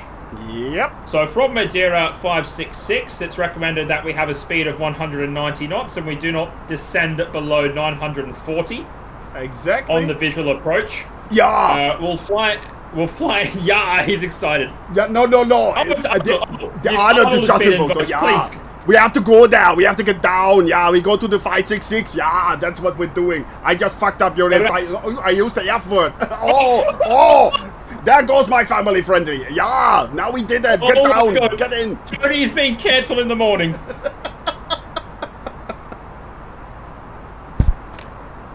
Oh, gold. That is gold. Somebody clip that, please. Somebody clip that. He can't get away with it. Red card, Shody. Red card. I only have a pink highlighter, but consider this a red card. Actually, I have an actual red card. So. Oh my day. I have an excellent red card. Innova JM, thank you very much for that follow. Welcome to the cabin crew, buddy. It's okay. It's okay if you're doing Arnold. According to Weeb, it's okay if you're doing Arnold. Yeah. Okay. I'm going full Arnold anyway now. Let's get it 20 more times then. We're nearly at the end of the briefing, okay? Yeah. We're nearly there. So we'll fly a 3-mile sector from Madeira 566, and we'll execute our base turn. We want to keep a nice gradual turn. We don't want to be overdoing it or underdoing it. Now, the critical point at this point, Shoni, in the approach, when we get here and we're flying visually, you need to be looking at the runway, okay? So the runway is going to be your reference. Yes. If we're looking at the runway, we cannot go wrong, okay? Okay. as briefed earlier, we must not overfly the center line or fly over the land. You'll understand when you fly the approach, but look at the runway at all times, because that's going to give you the glide. It's going to give you the angle that you want to be at. If you look at the runway, you will not go wrong. Execute the base turn, scaling off the side of the land. When we get to Gelo, that'll be 850 feet. When we cross Rosario, that'll be 460 feet. And from there, it's basically going to be lined up with the runway on a 1.1 mile final. And it's going to be up to you, mate. There's not much I'm going to be able to do at that point. I'll talk you through it. There are some systems in the Airbus that are going to be tricky to deal with as we land. I'll talk about those later. Excellent. Okay, the wind is not going to be a factor. The missed approach, there's a good chance if it all does go wrong, I don't feel safe. Just do a missed approach, okay? The missed approach is going to be a left turn to Monarch, climbing to 3,000. At Monarch, join holding or as directed. That's not going to work for us. I will want to say, I don't think that is... That is a missed approach on the first stage of the RNP, so that's not applicable. If we have a missed approach, what we'll do is we'll just make it up and we'll fly a circuit and come back around and have another go. Yeah, okay? exactly. Just take a go up, right turn, and then back up towards... Yeah. We'll go maybe out to Pillam and fly back in. I think actually that is the RNAV approach, the missed approach turn as well. That is if you do an RNAV on runway 5. Yeah. Yes. Okay. Excellent. So we can agree on that. Yeah. The landing minimum is going to be for this approach 940 feet. So I'll program that into the FMS for us later on. Excellent. Actually, we'll do it now because that is the last stage of the briefing, and then I will stop talking. I have to see if you have to talk me through, but there's a good chance because it may not enter. If you enter it on your side, it may not enter on my side. So, but it does. Barrow right there, 940. It shows. Okay, up. so Barrow's in. Excellent. Okay. Transition altitude 7,000. Just checking that. The wind 150 at 5. Oh, I should use my keypad for this. Oh yeah. The temperature is 26. Ooh, toasty. The QNH, is 1018. So that's going to give us a landing performance shown here. We're going to use full flap, full config. Hang on. The last two didn't go in. Yeah. The last two didn't go in. So the temperature is... 26. 26. There we go. And the QNH is 1018. Yeah. I wonder if it's my keyboard that's stopping the input. I think it is, because my keyboard doesn't work. So I think that is the thing. As soon as you start using the keyboard, then it goes wrong. Yeah. Gotcha. That's why none of the flight plan went in, so I did it all manually. Anyway, the VAP speed is going to be 130. The VLS is going to be 125. Now, I am going to let you fly the plane fully manual, Shoney. So you're not going to use the auto thrust. You're not going to use the autopilot. The moment we transition onto the visual approach, you will be full manual. Okay, so it's going to be super critical that you focus on those speeds, but I will be there to guide you through it. If at any stage it's unsafe, go around, and if at any stage you feel unsafe, just say handing over and I'll execute the landing. Okay? Excellent. Will do. Okay, we'll be landing on runway 5. The usable length is 8,140. We'll try and vacate Bravo. If we miss Bravo, we have a turning pad to the left, either 3/4 or fully down the runway. Yep. And we'll taxi back and park on stand Alpha 8. Any questions? Yeah. Can you do that all again?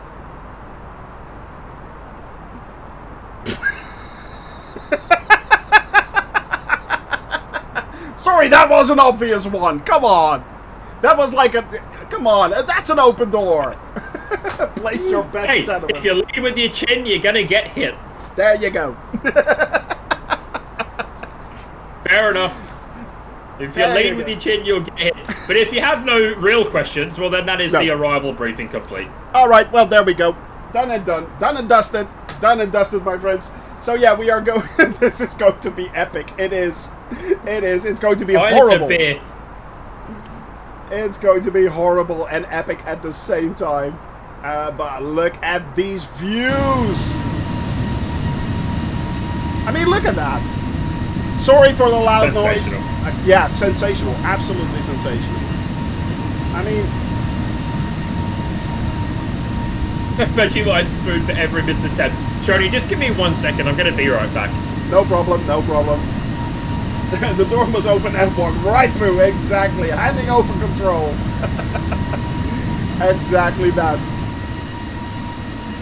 But as you guys can see, and gals, look at this. This is absolutely beautiful. This is absolutely stunning. So yeah, it's... and these are just the outside views. I mean, the views are absolutely brilliant, especially if you're going up high, if you're on cruise level 30 to 40,000 feet. That is absolutely amazing, my friends. It is so, so cool. And it is so, so much fun to actually also fly commercial. As you guys know, I always fly, and mostly fly 172, G1000, GA flight. So general aviation, having a lot of fun, flying with you every single country in the world, or crashing in some of them. But other than, sometimes it's just fun to do this. And we will be flying this plane again when we are doing long distance haul. Now, having said that, next Wednesday, we need to start our flight from Tripoli, our flight of shame from Tripoli. But, and are the mods here? Can can one of the mods please start a Tripoli, exactly. Can one of the mods start a poll if we need to fly that in 4 or 5 flights in the A172 or fly it in 1 flight in the A320? I would love to know what you guys think, actually. So, is it possible to... I'm not sure if there are any mods here, so let me see if I can actually get that going. 1 flight, yeah. I'll start a poll. Let me see. Manage polls. There we go. New poll. What are you doing with the polls? Next Wednesday, I need to do my flight of shame because I crashed. So I'm going to start a new poll. If we do the 1 flight from Tripoli to N'Djamena back in the A320, or are we going to do the sequential flights in the 172? Or 172. Is he going to eat Vegemite before we start the descent? Yeah, probably.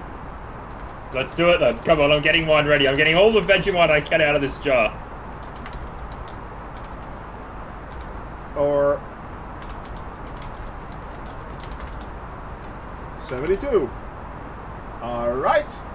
Let's set that for, yeah, about 3 minutes. That's fine. Start the poll. Alright, my friends, the poll is up. A320 or 172. Please, please, please let me know what you think. Let me know what you think. I'm really, really interested to see if we are going to either fly back in the A320 or are we going to actually, yeah, you know, fly the 4 flights of shame in the 172. Now, I have to say, A320 is a lot of fun. 1 go, just 1 skip, or officially we need to do it in the 172. Oh, that's official. But I think the A320 is winning swimmingly. It is winning. Oh, good lord, you're doing it. You are actually doing it. Hurry up. Yeah, you got to do it as well. I'll do it with you. Don't sigh. Don't sigh at me. This is an Australian delicacy, as I told Arash. No, it's not. I got my spoon here. Toby, yes, that is a playseat. Global Alcantara. I do sim racing also on Twitch. Indeed. Follow him. He's doing F1 racing. Yep. We got the spoon right there. We got the spoon. Let's see it. Let's see it. Get it nice and close to the camera for us, Shody. Come on. It's a bigger spoon, actually. It's a bigger spoon than what you have. So, it's okay. Look, that's good. Okay, are you ready? Yeah. Okay, we'll do it on 0. In your mouth on 0. Ready? 3, yep. 2, 1, 0. Oh. Oh. Chew that goodness, no, baby. No. Oh, you know you like it. Oh. Oh, you know you like it, Shony.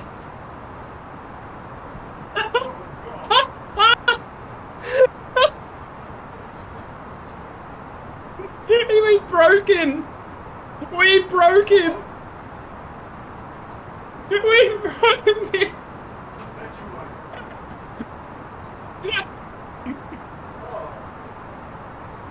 I think he's vomiting. Oh. Oh, it's a speech. What happened? Oh, that's horrible.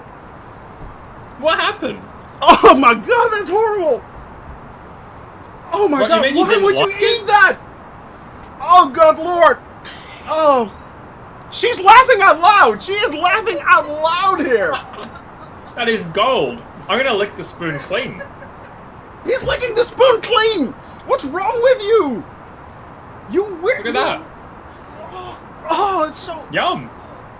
No, you don't want that. No, you don't want a spoon. She's going to throw up. Yeah, don't do a spoon. Just do like a little bit on your finger and just taste it off your finger. Oh. Don't... It's like, why would you eat that? What's wrong with you people? Just think, I've done it out of an ice cream scoop on stream before. Out of an ice cream scoop? Yes. He ate it out of a frickin' ice cream scoop. Yeah. She's eating it! She's good. Enjoying That's it. Excellent. She's enjoying it! What's wrong with you? Aussie! Oi! Aussie! Oi!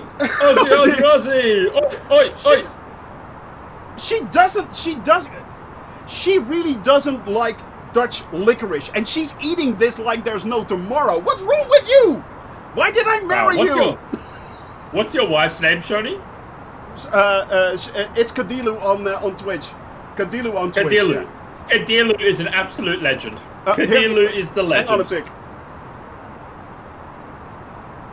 Say it again. I said Kadilu is an absolute legend. A true blue Aussie legend, Kadilu. Well, the laughter is real. She's going to do it on a sandwich now. She's going to do it on a... Yes, that is exactly how it's meant to be eaten, on a sandwich. Don't even have butter. Don't even worry about the butter. Just spread Vegemite on the sandwich and enjoy. That is all you need. If you really want to, you can add some cheese and some tomato, but just Vegemite on bread is amazing. With cheese, tomato, apparently it's also very good. But no, she's not. Funnily enough, as I said, she's Dutch, but she doesn't eat Dutch black licorice, and she doesn't eat cheese on her bread. Right. So I don't know what's wrong with her, but it's a winner.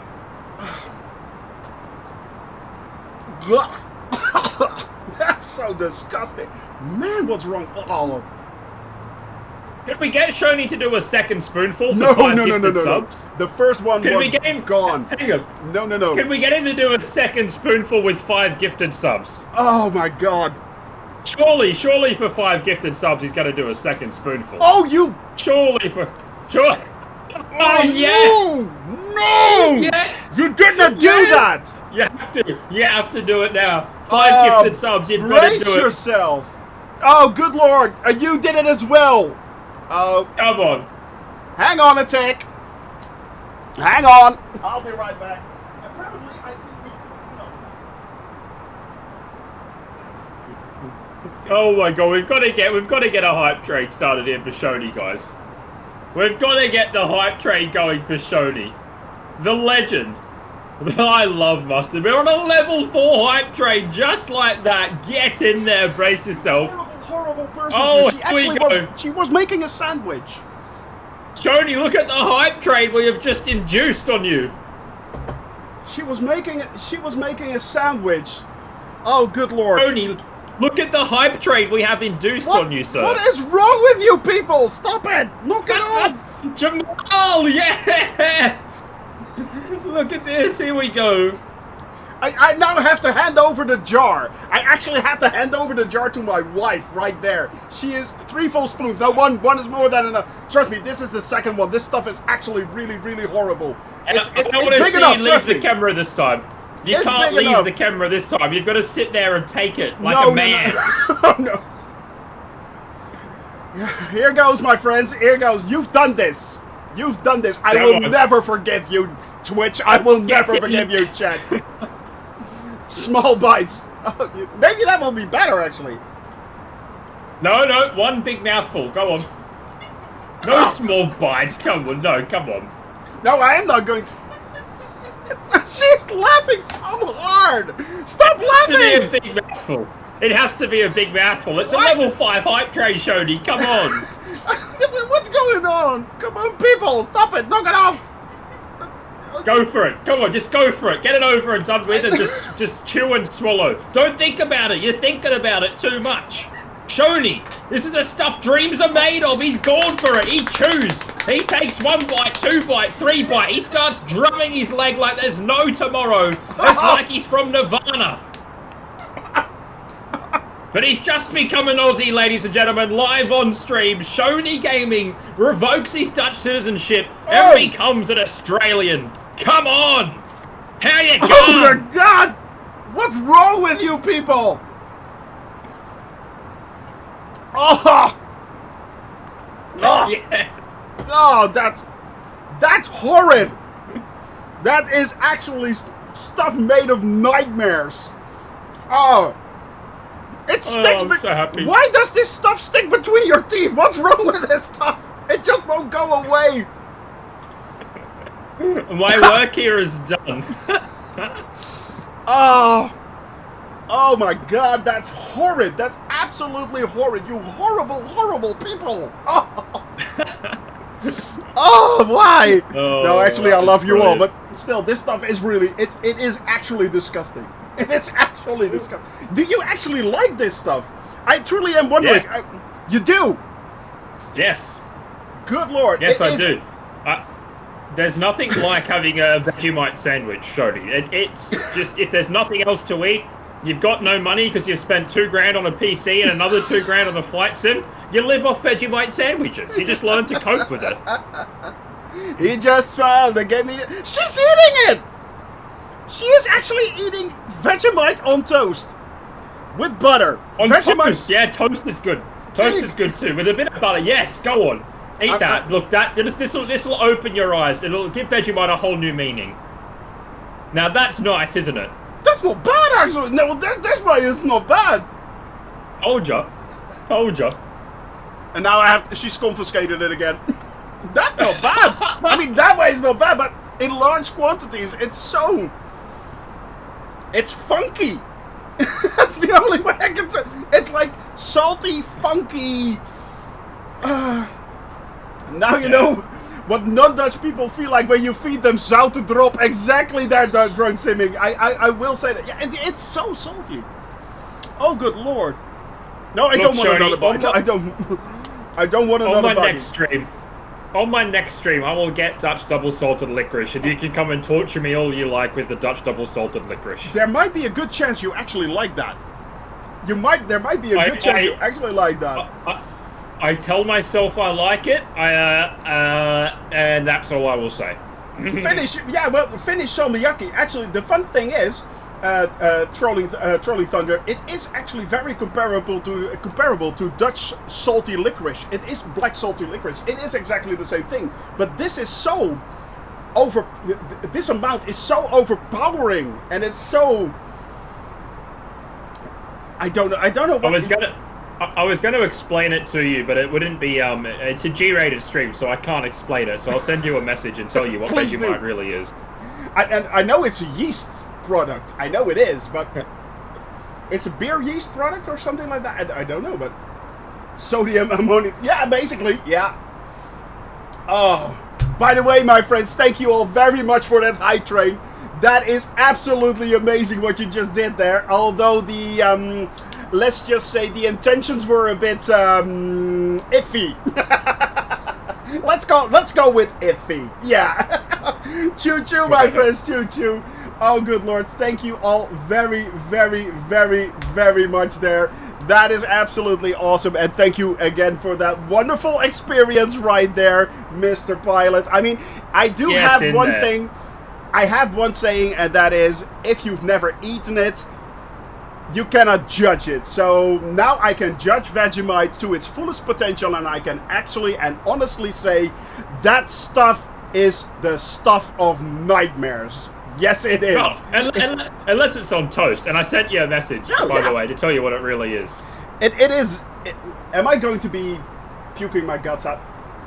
I am, aren't I? Unfortunately, I can't close this screen. Then I will close your screen as well. So I'll have to look it up later, my friend. Oh, after the stream then. After the stream. Yeah, after the stream. After the stream. It's Marmite in the XFW. UK. Coffee junk, yeah, Marmite in the UK. Excellent. The stuff of nightmares. Yeah, it's Yeah, you mispronounced delicious. You tell him. You mispronounced delicious. No, I didn't. No, I didn't. It's horrible. But then again, he comes from the land down under. So yeah, it's yep. He just smiled and gave me a Vegemite sandwich. So there you go. Oh yeah. Oh, and the aftertaste, it just keeps on going. It's the gift that keeps on giving, isn't it? Good Lord, yeah, it's like, you're gonna enjoy that. The entire evening. Oh my Lord. Faye baby, good to see you, buddy. Hello, hello. Joey Bolo, epic indeed. Good to see you guys. So yeah, I don't think they even sell that stuff here in Portugal. Maybe that's a good thing. Stewie, be grateful. Be so grateful. Be so grateful. It's horrid. Oh my god. Put Vegemite on your fried rice instead of soy sauce. That actually might work. No. As a base, no. As a base, that might actually work. Funnily enough, it has the funkiness of fish sauce kind of thingy, and it's like, yeah, that may work there. I think that no, apparently no, apparently not. I'm sorry, but that is if that's happening, I need to know about it, and I immediately need to put a stop to that. Vegemite does not go on rice. I'm sorry, Vegemite. That is like, I don't know. How would I explain this? That would be like putting Boeing throttles in an Airbus flight deck. It just doesn't work. It gives you immediate chills. It's like, no, that's wrong. Yeah, that's so wrong. Post-traumatic stress disorder for lifetime. That is so wrong. Oh, good Lord. There we go. There we go. And then 100 years later, they corrupt Vegemite. Indeed, they did. Oh, good Lord. Ew. Then there's surströmming. Do you know what that is? Surströmming? Shoestrings? I wear them on my... I've got shoestrings. No, not shoestrings. Not shoestrings. Surströmming. This is amazing. Surströmming. Yeah, surströmming. It is Scandinavian. Mostly found in, I think, Denmark and Sweden, if I'm not mistaken. It is rotten herring in a jar. It's basically a tin can, and it's completely rotted. And the jar is about to explode, basically. Apparently, if you open that in your house, you can basically no longer sell your house because no one wants to live there anymore for the rest of their life. All you can do is burn it down. It's that bad. Oh. And it's apparently a delicacy, but it's, yeah, it's a thing. It's very healthy and good for you. Sure it is. Yeah. Not going to try that. Funnily enough, we were talking about this yesterday, and actually my brother-in-law wants to try this out. So I think I'm going to... Yeah, it does. It does. I mean, I've seen people actually throw up at the moment they open the can. It's that bad.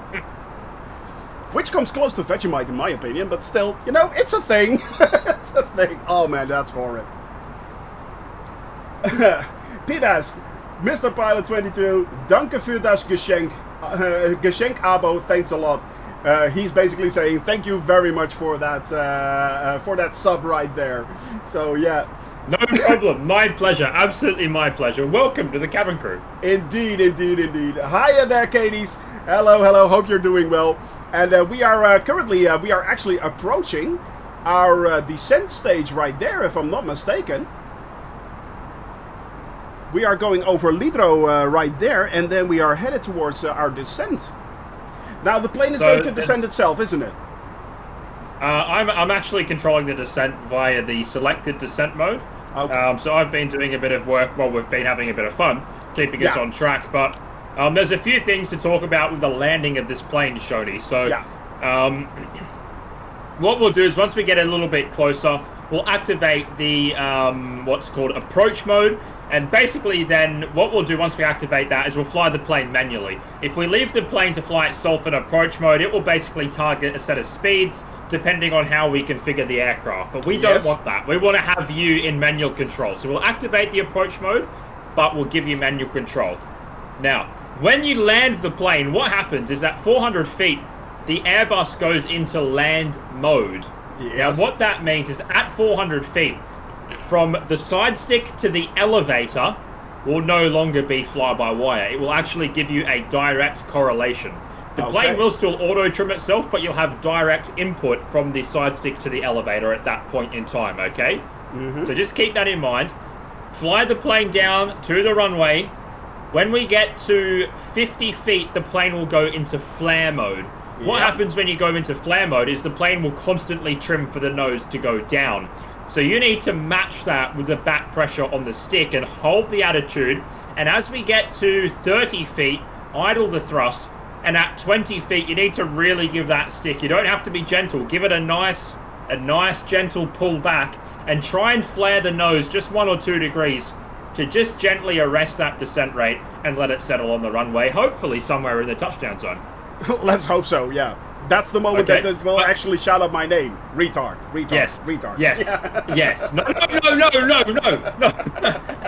But at 50 feet, you will notice it, okay? You will notice the plane really start to drop the nose, and you need to be on top of that from the start, mate. So we'll get you down. We'll get you down, mate. I believe in you. You can do this. Let's hope so. Let's hope so. Fingers crossed. I mean, you are actually torturing me on this stream today. Not only are you torturing me with Vegemite, also the manual landing, which I've never done before, on a pretty hard runway, apparently, as well. So, yeah. As I said, if it's all wrong, we can go around, or you can throw it over to me, and I'll panic and land the plane. I'll make sure I have my finger on the control trigger. So, yeah. All right, but I'm going to basically get you all the way to Mike Alpha 566, and then I'm going to give you the plane, okay? Okay. Mike Alpha 566, and from there we're going manually already? That's where you're going to take Oh, over. yeah, okay, yeah, exactly. That is the point where the turnaround is actually happening towards the runway. You need to stay on the right-hand side of the island, over the ocean, and then slowly but steadily align myself with the runway itself. So, yeah. Okay.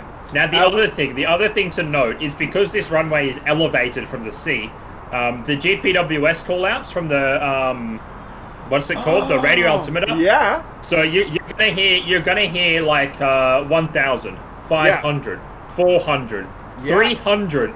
Don't think you're too high listening to those callouts, because after we go over the threshold, we're going to go from 200 to 50 like in a split second. It's not going to be a standard pattern. So just keep that in mind. You really need to pay attention, as I said, at Madeira to the runway. Oh. Really nothing else matters. You need to look at the runway, look at the PAPI lights, and judge your approach off that. Only use that call out as we go over the threshold and we start to put the plane into flare mode, and you know, you're trying to figure out how high you are. Until then, all you need to look at is the runway. That's going to give you your bank angle. You're going to know if you're going too much bank or too little bank and can correct from there. And that's going to give you a good indication of the height that you're at. As I said, the height is super important for this approach. Exactly.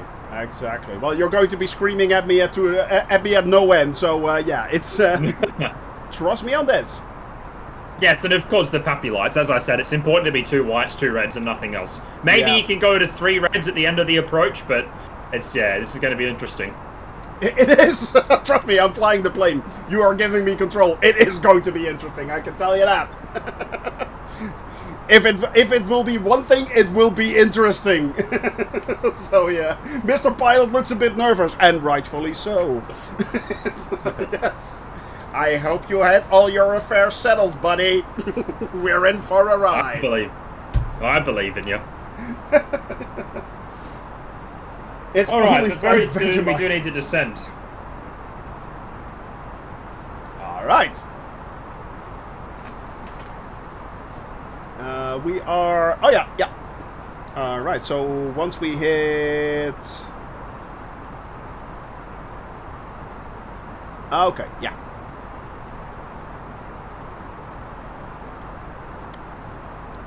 There we go.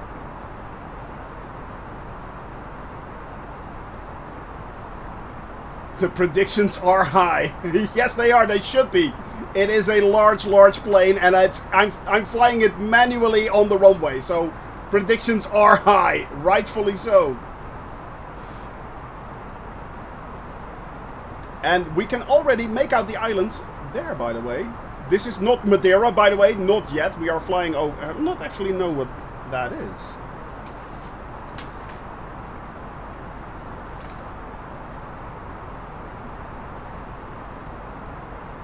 But I think we should be making a turn in a little while.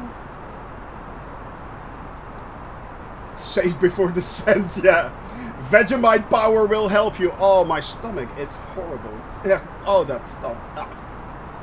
Yeah, it's gonna feel good in the morning. I still have the aftertaste. It's still going on. I kid you not. It's still going on. It won't stop. It really is the gift. That won't go away. Oh man, it is the gift that just keeps on giving. It's like, and not in a good way. Ugh. And I don't have any water anymore as well. Okay. Shoni, you answer this question. Would you like low or medium auto brake for the approach? Let's go for medium. Let's not go for low, just in case. I think that's more the wise decision. No problem. Velox UK. Have you ever flown the A320 in the sim before? I have, but never landed manually. Well, I did land manually at the start in the vanilla version, not ever in the developer version of the fly-by-wire. And also, I've never done the approach like this before, so this is pretty new for me. This is a learning experience. So yeah. And we have learned a lot. Let's face it, we do have learned a lot already. So, yeah. Definitely. So right now, the plane's just targeting 250 as we're going below 10,000 feet. Yep.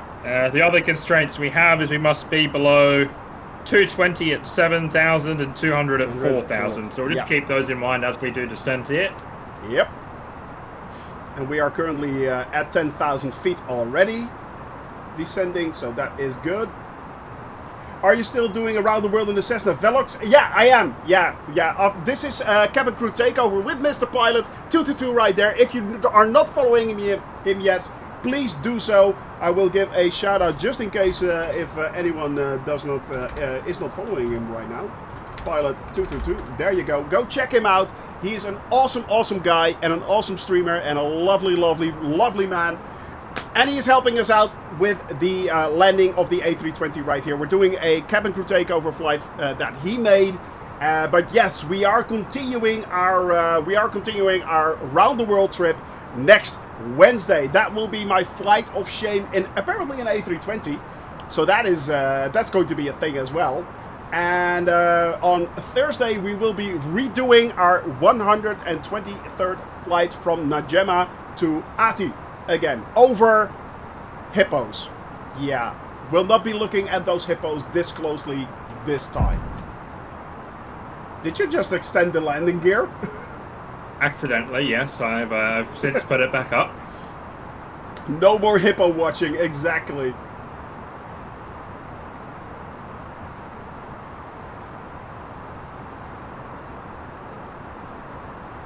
All right. Now this is going to be interesting, my friends. As I said, I've never done it like this before, so yeah. Hang on, why are we turning? Did you hit the heading button? I didn't. No, I did not. I did not do anything. And we are turning, so. Yeah, what's happening? Something happened to our heading bug. Yeah, it's okay. I'll get us back. Don't panic. No, I'm not panicking. I mean, you're right with me, so I'm good. Are you doing a circle approach? Yes, we are. Well, kinda. Half a circle. Yes, we are. Yes, this is the circle. Yep. Oh, there you go.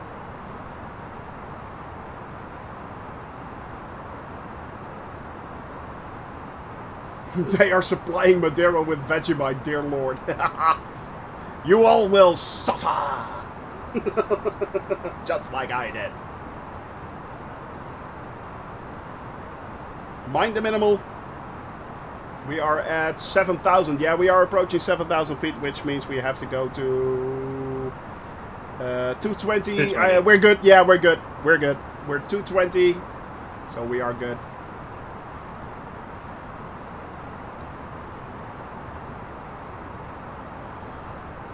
And we are currently at 7,000 feet and descending to 4,000 now.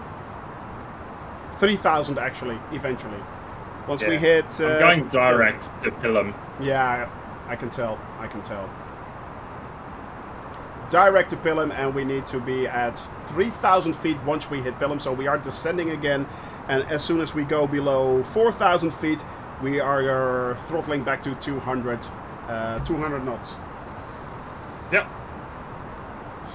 Checked. So we can extend flat 1 now also. Go ahead, Shoney, go ahead. Yeah, so you will have to manually do heading mode if it doesn't follow the flight plan. Basically, yes. Yeah. What do you want me to do? I was going to say, if you'd like, we can extend flat 1. Flat 1. There we go. Done and done. Cool. Alright, mate, are you ready? Yeah, kinda. Kinda. We don't want to hear kinda on this sort of approach, mate. We need to know you are the man. I'm ready. We need to know that you are the man. Highway to the danger zone. I have a need for speed. Wait a minute, this is not an F-14. Hang on a tick.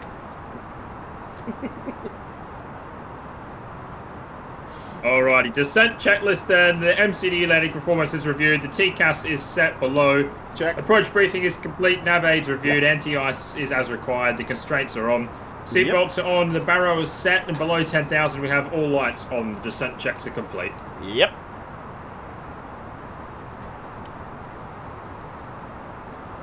Alright, Shoney. Come on, mate. I believe in you.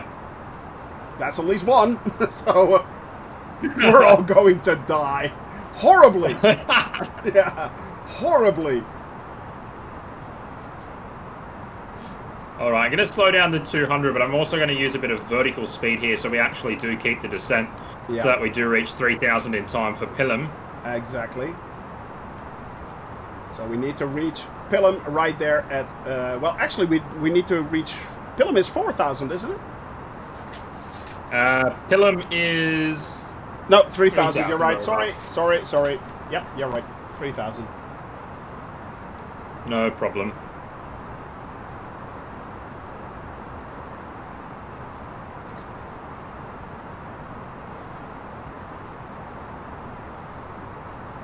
Look at this, my friends. Coming through the clouds. Actually, through the clouds. Okay, spoilers are armed. Check. So basically, I'm going to get you fully configured to land this plane before we start the turn, okay? So we'll get your gear down, flaps out, before we do reach Madeira 566. Or even just after. So just before the turn, we'll get you fully configured. Excellent. But we'll stay at flat 1 for now. This is a good attitude. Madeira is now in sight. It is. There it is. There is Madeira. Right there. Just below the clouds. We should be going below that pretty soon, actually. So, Shoney, if you have a look, if you zoom in on the top eCam display, just have a zoom in on that. There we are. So on the engine, so you see the N1, it's 51.7 or whatever it says for you. Yeah, 52. There is a blue. Yep. So there's a blue dot on the top of that ring. Yes, it is. So that's actually the manual throttle. So what you're going to want to do is bring that blue dot in line with the green needle by reducing the physical thrusters, and then disconnect the autopilot. Disconnect the auto throttle. And that will stop the engine from surging up or down rapidly. Yeah, you see that? So there you go. Yeah. Don't disconnect it yet, though. Just leave it. No. I'll leave it there. Leave it there. Yeah. All right. Perfect. You need to put it back in climb thrust though for now. Okay. Yeah. Otherwise, I can't control the speed. There we go. That's Oh, Toga. that's true. That's Toga. There we go. Yeah. I needed the first click, not the second click. I don't think it's in yet. No, it's not. It's in idle. You're in idle, yeah. Just got to find a climb for me. Otherwise, we're in trouble.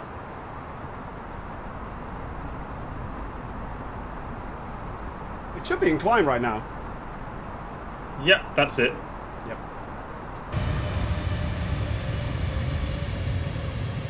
Look at that, my friends.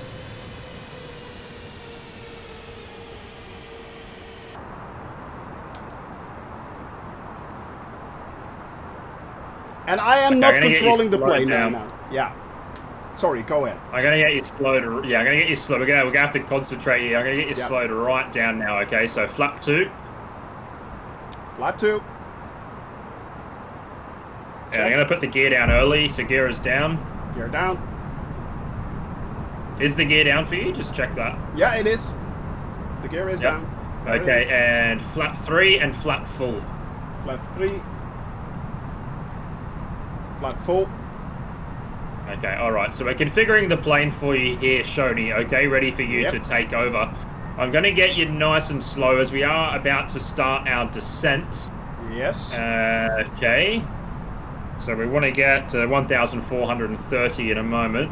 Yep. Let's just make that 1,400. Exactly. Going to use the vertical speed.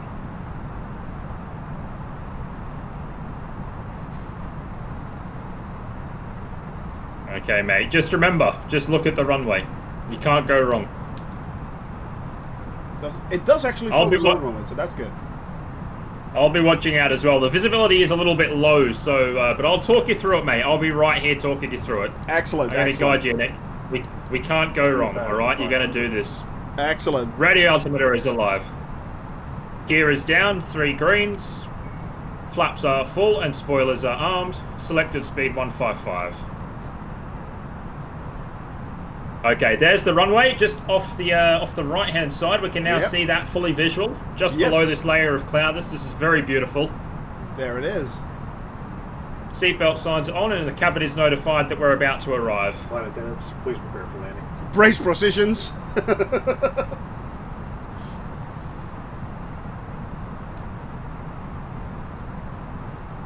And going on to the final approach charts. Oh, yeah. There we are. So I'm going to put you down to 1,000 feet. Excellent. And I'm just going to take the speed back to about 150, ready for you to take over. Yep.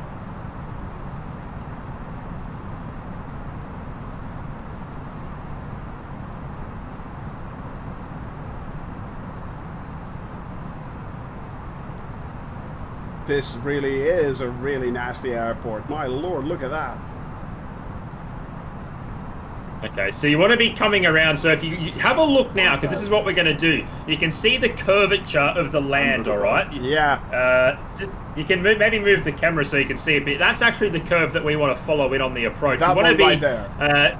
Touching the tip, that's it. Touching that tip at 850 feet, and then lining up visually on the final stages like a lake. We want to pass that at about 400, lining up with the runway. But like I said, look at the runway, follow the puppy lights. We can't go wrong. All right, go ahead and disconnect the auto throttle and disconnect autopilot. Okay. And how do we disconnect actually the auto? Oh, there you go. Okay. Yep, and make sure you've got control of the thrust there. Okay. Is it over? No, it's not. It's still on auto throttle. So remember, bring the lever out of climb. Remember, bring it back. Oh yeah. So bring it and then disconnect the auto throttle. That's it. Just disconnect the auto throttle. Yeah. Done. Okay, so you have manual control. You need to watch the speed, okay? Because the speed is going to be crucial. All right. So keep the speed at about 140. Yep. So and remember, try and keep it up above 800 feet at least. Continue. All right, keep it at that. You're at a very, very good stage here in the approach. You can just bring that nose down slightly. Just ever so slightly bring the nose down. And that's it. We're looking pretty good. All right. A little bit further. All right, start to bring her around now. Just a gentle bank. Start to bring her around. Keep the altitude up. We're getting way too low here. So just either more power or bring the nose up, or both. We're just getting very low. That's it. And let it climb. Let it climb back up. We want to get back up to about 900 feet and increase the bank angle. You can go quite aggressive now. Really, you're really going to throw it in now. Yeah, we want to come around, so otherwise we're going to miss the airport. That's it. That's good. Keep that. And now just lower the nose and just ever so slightly bring the thrust back. And just try and keep a level attitude. So you can see the vertical indicator on the PFD. It's showing that we're climbing at about 1,000 feet. So just try and bring that back to 0 and roll out, roll out, roll out, roll out. Roll out, that's it. Now look at the runway. We've got the runway, okay? You've got the threshold. Yep. Alright, so just basically fly it in visually. Get the nose down now and the speed up. So nose down, a little bit of thrust in. And you want to get the plane descending. That's toga thrust. Yeah, I saw. You want to get the plane, yeah, you want to get the plane descending here. So we're going to get down to about 500 on the turn. We're too high. So just go idle power and drop the nose right down. Idle the power and drop the nose right down. Drop it right down on the brown even. That's it, that's it, that's it. Hold it there, not too far. Just hold it level. That's it. Keep the turn coming. We'll bring it back, we'll bring it back. We'll bring it back. We've got 2 whites, 2 reds right now. Bit of power, hold the attitude. Keep the nose down. Keep the nose down, just increase the power. Yep. Increase the power. Nose down, that's it. Keep the turn coming. Hook it in, hook it in. That's it. And just try and line yourself up with the center. Get the power in there, Shoney. Come on, you're getting too low. Too low. Go around, go around, go around. That's it. Nearly. Right. Nearly. Nearly that, but this is not easy. This is not easy, my friends. Good lord. It is not easy. That's alright, I got you. I got you. Yep. That was a good cider. That was a good cider. So you see how it's very, very difficult to control it. Very difficult to control it. It's sluggish. Do you want to have another go? Yeah, I am. Of course I am. Alright, good. Alright, just bring the thrust back now to... Still keep it in manual control, but just bring the thrust back and drop the nose, because we don't want to go into alpha floor. Nope. Thrust right back. Idle the thrust. Idle the thrust. That's it. Alright, so we're at about 200 knots there. That's good. We'll just let it drop below, and we'll go flap 2 again. So just try and keep the speed around about where you're at. That's okay. And try and maintain 1,500. We'll follow the islands ahead, and we'll come back around for another go on the right-hand circuit. Excellent, excellent. How's the blood pressure? Oh, it's rising, but that's more of the Vegemite, basically. That's due to the Vegemite.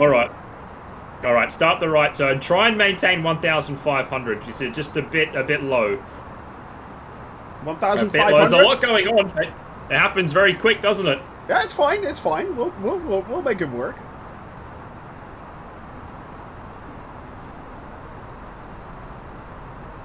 And I have to learn how aggressive a turn I can make and stuff like that. That is new for me. Oh, yep. So where we're at now, that's pretty aggressive. This is good for where we're at in the approach, because we need to get back around. But probably you see the triangle, and then there's 1 white, 2 white, and 3 right. Probably the 2. Between the 2 and the 3 is the angle of attack you want to have with the turn. Oh, okay. Yeah. Keep it coming around. Keep it coming around. That's going to put us back on downwind. Yep. Keep it coming around. Just watch the speed. Watch the speed. Watch the speed. Watch the speed. Too fast. Too fast. Yep. That's it.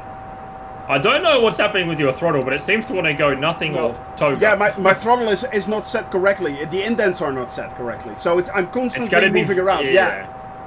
It's going to be very difficult without the throttle set. Yeah, it's really. I just noticed that you said, because I already said it a little while ago, but apparently I need to reset the indents again. And right, doing that now. Get down now. So we want to get down. We want to get down to 1,000 feet for the turn. So just idle the power and nose down, nose down, nose down. Yep. You want the nose to go down so we maintain speed right now. That's good. There it is. There it is. So that's not too far. Now we're increasing speed. So you got to find that balance where it maintains the speed. All right. Something like something like that. So sort of level between the blue and the brown will get you there. Yeah, that's it. All right. So. We're just about to be in the center of the runway. And just level off at 1,000 feet. Okay, so as you level off, you're going to need a little bit more throttle. Yep. Just to hold the altitude. That's good. So level off now. 1,000. Level off now. 100 above. That's it. That's it. And there it's it goes. It's called toga again. Yeah, it's there we so go. annoying. Right. It's going to be difficult. We're beating the threshold now, so just maintain the altitude. Don't drop. See how we're descending? You don't want to drop anymore. Yeah. It's hard because you don't have that throttle control. It's so annoying. And I had it set and it was perfect. But yeah, somehow the new developer settings apparently erased my indent settings. So that doesn't help. All right. But it's fine. Throw it in now. Throw it in. Turn, turn, turn. That's it. Throw it in. That's it. Maintain the height. Maintain the speed. That'll be really good. And then try and find the runway. You want to look for that threshold, and then we'll correct off that. So just relax the bank a little bit there. Just come out a little bit and keep the nose down. As you turn, the Airbus wants to go nose up. You need to correct that and keep the nose down. It does. Yep. Yep. 100 above. This is much more steady. Just relax the power a little bit because we don't want to get too fast. But you can see we've got the threshold there. It's coming around nicely. The puppies, we've got 4 whites, so that's okay for here. That's all right. So start the descent again. So try and target now 400 feet. But don't descend too quickly. That's minimum. That's where we got it a little wrong last time. You got to keep it over the, sort of looking over the threshold. Don't be looking at the threshold. Be looking over it. And as you start to flare, look down the end of the runway. You're going to get it this time. Just watch the speed. You don't want the speed dropping. Keep the nose down. Keep the nose down. Nose down. That's it. Nose down. Now hold it. That's it. Hold it. Just hold it there. That's good. Hold that attitude all the way. Don't change it. Just manipulate the speed. If you're sinking, more power. More power. More power. More power. Keep it coming in. Hook it. Hook it. Hook it. 300. That's it. You got it. Come on. You got it. Just line her up. Keep the nose down. Come on. Nose down. You're going to get it. Come on, you just got to put it on the runway now. Just idle thrust, idle thrust, idle thrust, idle thrust. Just let it go in all the way. You just line her up and... Here we go. No. That's good. No, hold it. Just roll out. 30. Roll out. Flare. Little pressure. Pressure. Hold it back. Hold it back. That's it. That's a bit of a bounce. Bit of a bounce. Relax. There we go. Come on. You're on the runway. You've done it. That was a rough landing, my friends. That was a rough landing. We got you down. Indeed you did. We got you down. Oh, good lord. Well done, Chody. Well done, mate. Whew. Well it was far from butter, but we're still alive, and that's the most important thing. That is the most important thing. This is a really tough. This is a really tough landing. It's hard, mate. It's hard. It's very difficult, mate. You've done a great job tonight. Oh, that's. But the thing is, because of the thrust, it's because the thrust isn't working correctly. You're constantly working with the thrust, and I'm constantly over or either under, giving it more power or too much power or too low power. So, yeah, would you like me to take you around for a circuit? Yeah, it's fine. I think we still have a little bit of time, so yeah, sure, why not? If you would like, only if you would like to. No, it's fine. It's fine. I'll give you a control. All right. All right. Hang on a tick. What we need to do is something then. We needed to... It's okay on the ground. As long as you go idle thrust, just hand me the control. That's fine. Idle thrust right there. You're in control right now. I'm shifting over. Okay, I have control. All right, I'll take you around for a little... We can breathe now, yeah. Brace yourself, we can breathe. Yeah, exactly. Sorry that I wasn't responding to chat that much right now, but yeah, it is... Yeah, you need to focus, my friends. You really need to focus. And this is a rather nasty airport. It really is. You did a very good job, Shoni. You did a very good job. Thank you. I didn't die. That's a good thing. That's it. You made the runway. You made the runway. That's it. It's but like I said, mate, without that throttle control, it's very, very hard because as you're descending, you really need to hold that attitude. As I said, you want to keep the nose at a steady angle, and sort of maintain the descent rate with the throttle, the thrust. Obviously, if you're descending, more thrust. If you need to go down more, then less thrust. That's the hard part. And we'll try and get that right. But I'll take you around for a pattern. I'll give it a crack. Yeah. But the thing was, the thrust was the thing, because as I said, I had my my Thrustmaster, my Logitech throttle system. I had that set for the indents, and suddenly everything is compacted into the upper two indents. So I lost basically a third, or at least more than half, actually, of my throttle. So I'm like, a tiny little push is too much. A tiny little push back is too little. It's a nightmare. Yeah. Well done, mate. Through all the technical difficulty, mate, you got the plane down at Madeira. Don't worry about bouncing it, mate. Who cares? You did it. We're still alive. We're still moving. And, fun fact, we're actually still on full damage control as well. So, if we would have overstressed the plane, I would have crashed. So, yeah, it's on full damage control right now. I'm not sure how your settings are, but in my case, it is. So yeah, thank you very much there, Stewie. Thank you. Man, it was, it's a thing. It definitely is a thing. This is not an easy, I will be doing this in future. This is really cool. It's a great airport, mate. Yeah, when you get it right, it's pretty sick. Yeah. It really does give you a great sense of satisfaction when you actually can land it perfectly on this, yeah.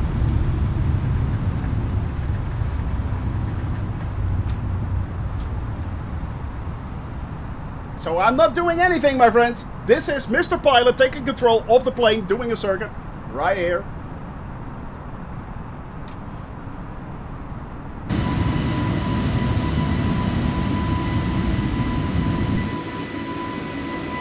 What a hoon.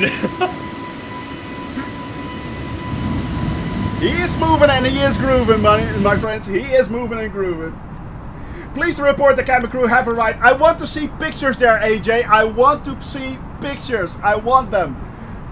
I truly do.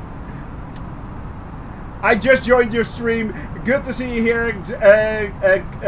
I always have problems announcing your name. Sevens. Good to see you, buddy. Rolling takeoff, indeed. That's too fast. 180 maximum, please. Rum Ruffian. So yeah, guys, it is it is a thing. It is a thing. Ethermaster, that is why Captain only landing with special rating required. Yeah. After a hard landing, tower to pilot, it's not necessary that the passengers feel the landing. Pilot to tower, they clap anytime. That's funny. I'm not sure. I don't think the predictions somehow went through, funnily enough. I don't think the predictions went through, so I'm sorry. Let me see, what was the... The first touchdown was actually quite smooth. Yeah, it was. We only bounced because there was too much speed, but you didn't. It's not your fault, you know. It's. Yeah, and of course I came slightly off to the left, so yeah, it was kind of, I had to overcorrect a little bit, so yeah. Yeah. Screenshots on Discord, excellent, my friend, excellent. I am, who was flying along with me, by the way, or with us and Mr. Pilot and AJ Rawlings, of course. By the way, guys, thank you very much, AJ. Thank you very much for being the flight leader. That was awesome. Thank you, thank you, thank you. 1,000. Oh, here we go. I'll take it in. Nicholas, good so. Popeye's proud. Good. Popeye's proud. Good, good, good. Hey, welcome back, Paul. We actually made the landing, Paul. We made the landing. Yay. Diederik there as well. Yes, my friend. Yes. Now, Mr. Pilot here is going to show how it's done. If you crash, I'm going to laugh so hard. Yeah.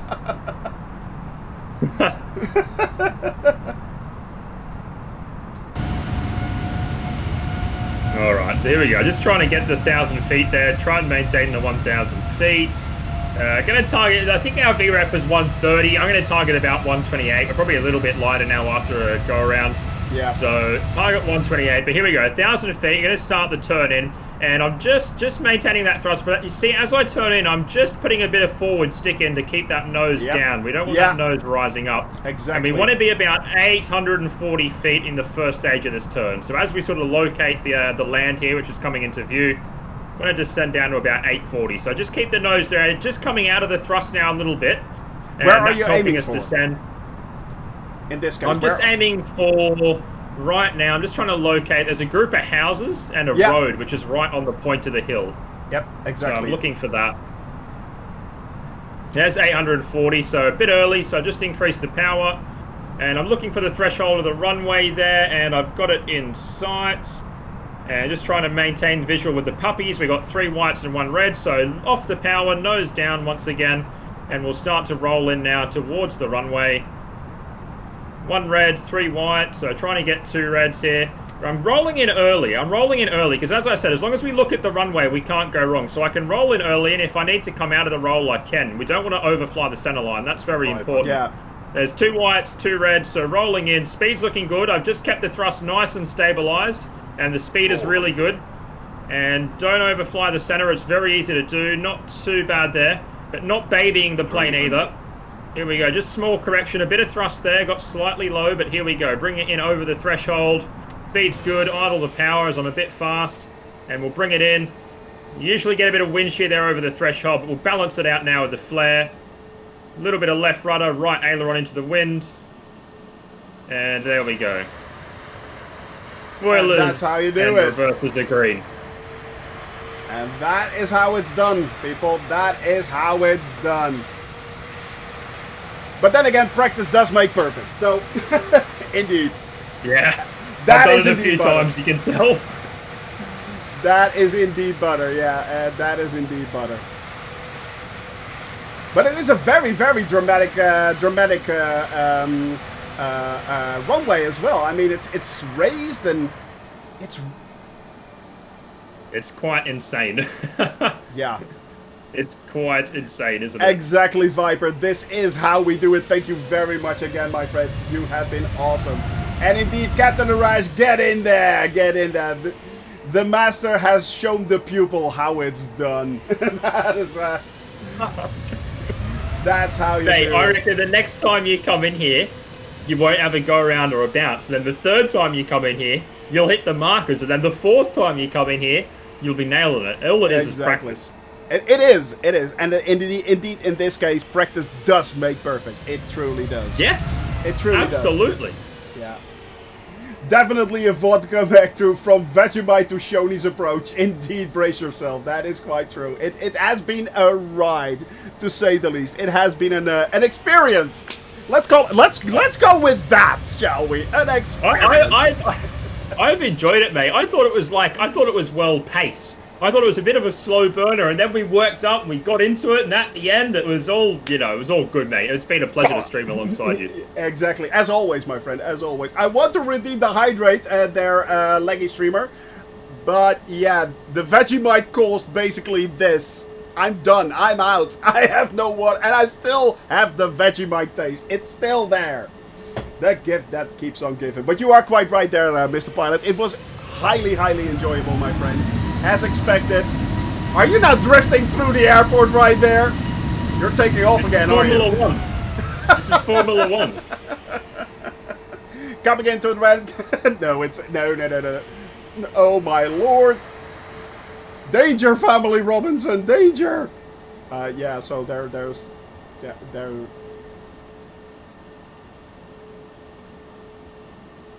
We did it! We did it, Shoney! We made it to Madeira! Screw that! I'm off!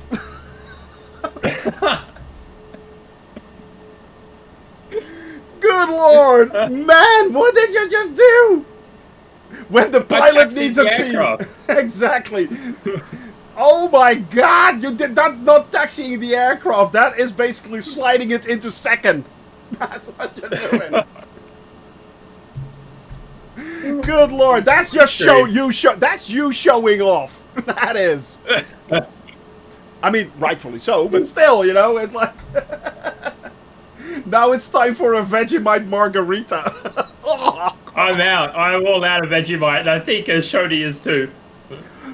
Yeah, I'm done with Vegemite. That was the last time. Never again, I say. Never again. Oh, good lord. Well, Mr. Pilot, it was an absolute pleasure. It was hilarious. It was great fun, and I hope you feel the same. We will do this again in future, definitely. And absolutely. Yeah, as I said, guys, please go check out, if you have not checked out Mr. Pilot, go check him out. He is such an awesome dude. Mr. Pilot222. There we go. Boop. Go check him out. Give him a follow. Give him a little bit of cabin crew love. And it was pretty awesome. Please, Mr. Pilot, hang around after the stream a little bit so we can catch up a little bit. But my friends, as always, thank you very much for being here today. Unfortunately, we cannot do the fly-in and the landing. The pictures will be need to post it on the Discord channel. If you do not know or you want to follow the Discord channel, please follow the link in the chat. Discord right there. You can follow the link, go on Discord, and you can see the pictures right there. The VOD will be available both on for 14 days on Twitch, but also all my Let's Plays, they all go to YouTube as well, as will this one, of course, because this is a classic one, let's face it. And yeah, guys, thank you very much for being here. I hope you all enjoyed yourself. I will see you all next time. That will be next week, next Wednesday. Mr. Pilot, we are flying an A320 from Tripoli to Najema. And thank you very much for those biddies. Thank you very much. And welcome to the cabin crew.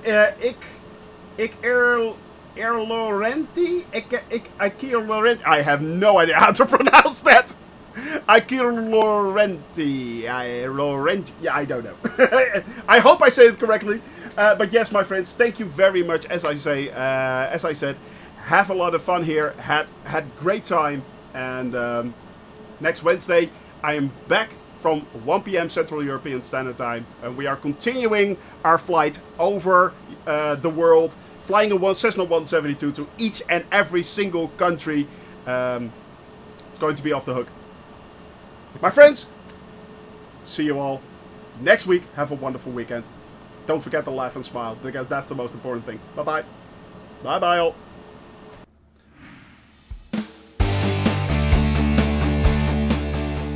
Are you ready? I am now going to play for God. It is indeed. Here we go. We can raise the clouds, and we are going to raise the clouds.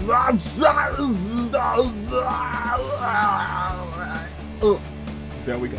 And we're doing it again a little bit. Okay, there we go. It looks beautiful. Yes. Alright. Nope. Don't stall. Don't stall on me now.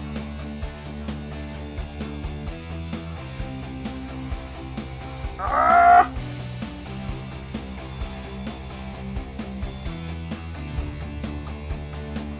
I'll take it. I'll take it. I'll take it! I'll take it! City for the next fly. City for the next fly will be Innsbruck. It is? Alt F4? No. Oh, dang. I fell for it. I actually fell for that. Next one. Yeah, it's getting worse and worse. Whoa! Right. Well.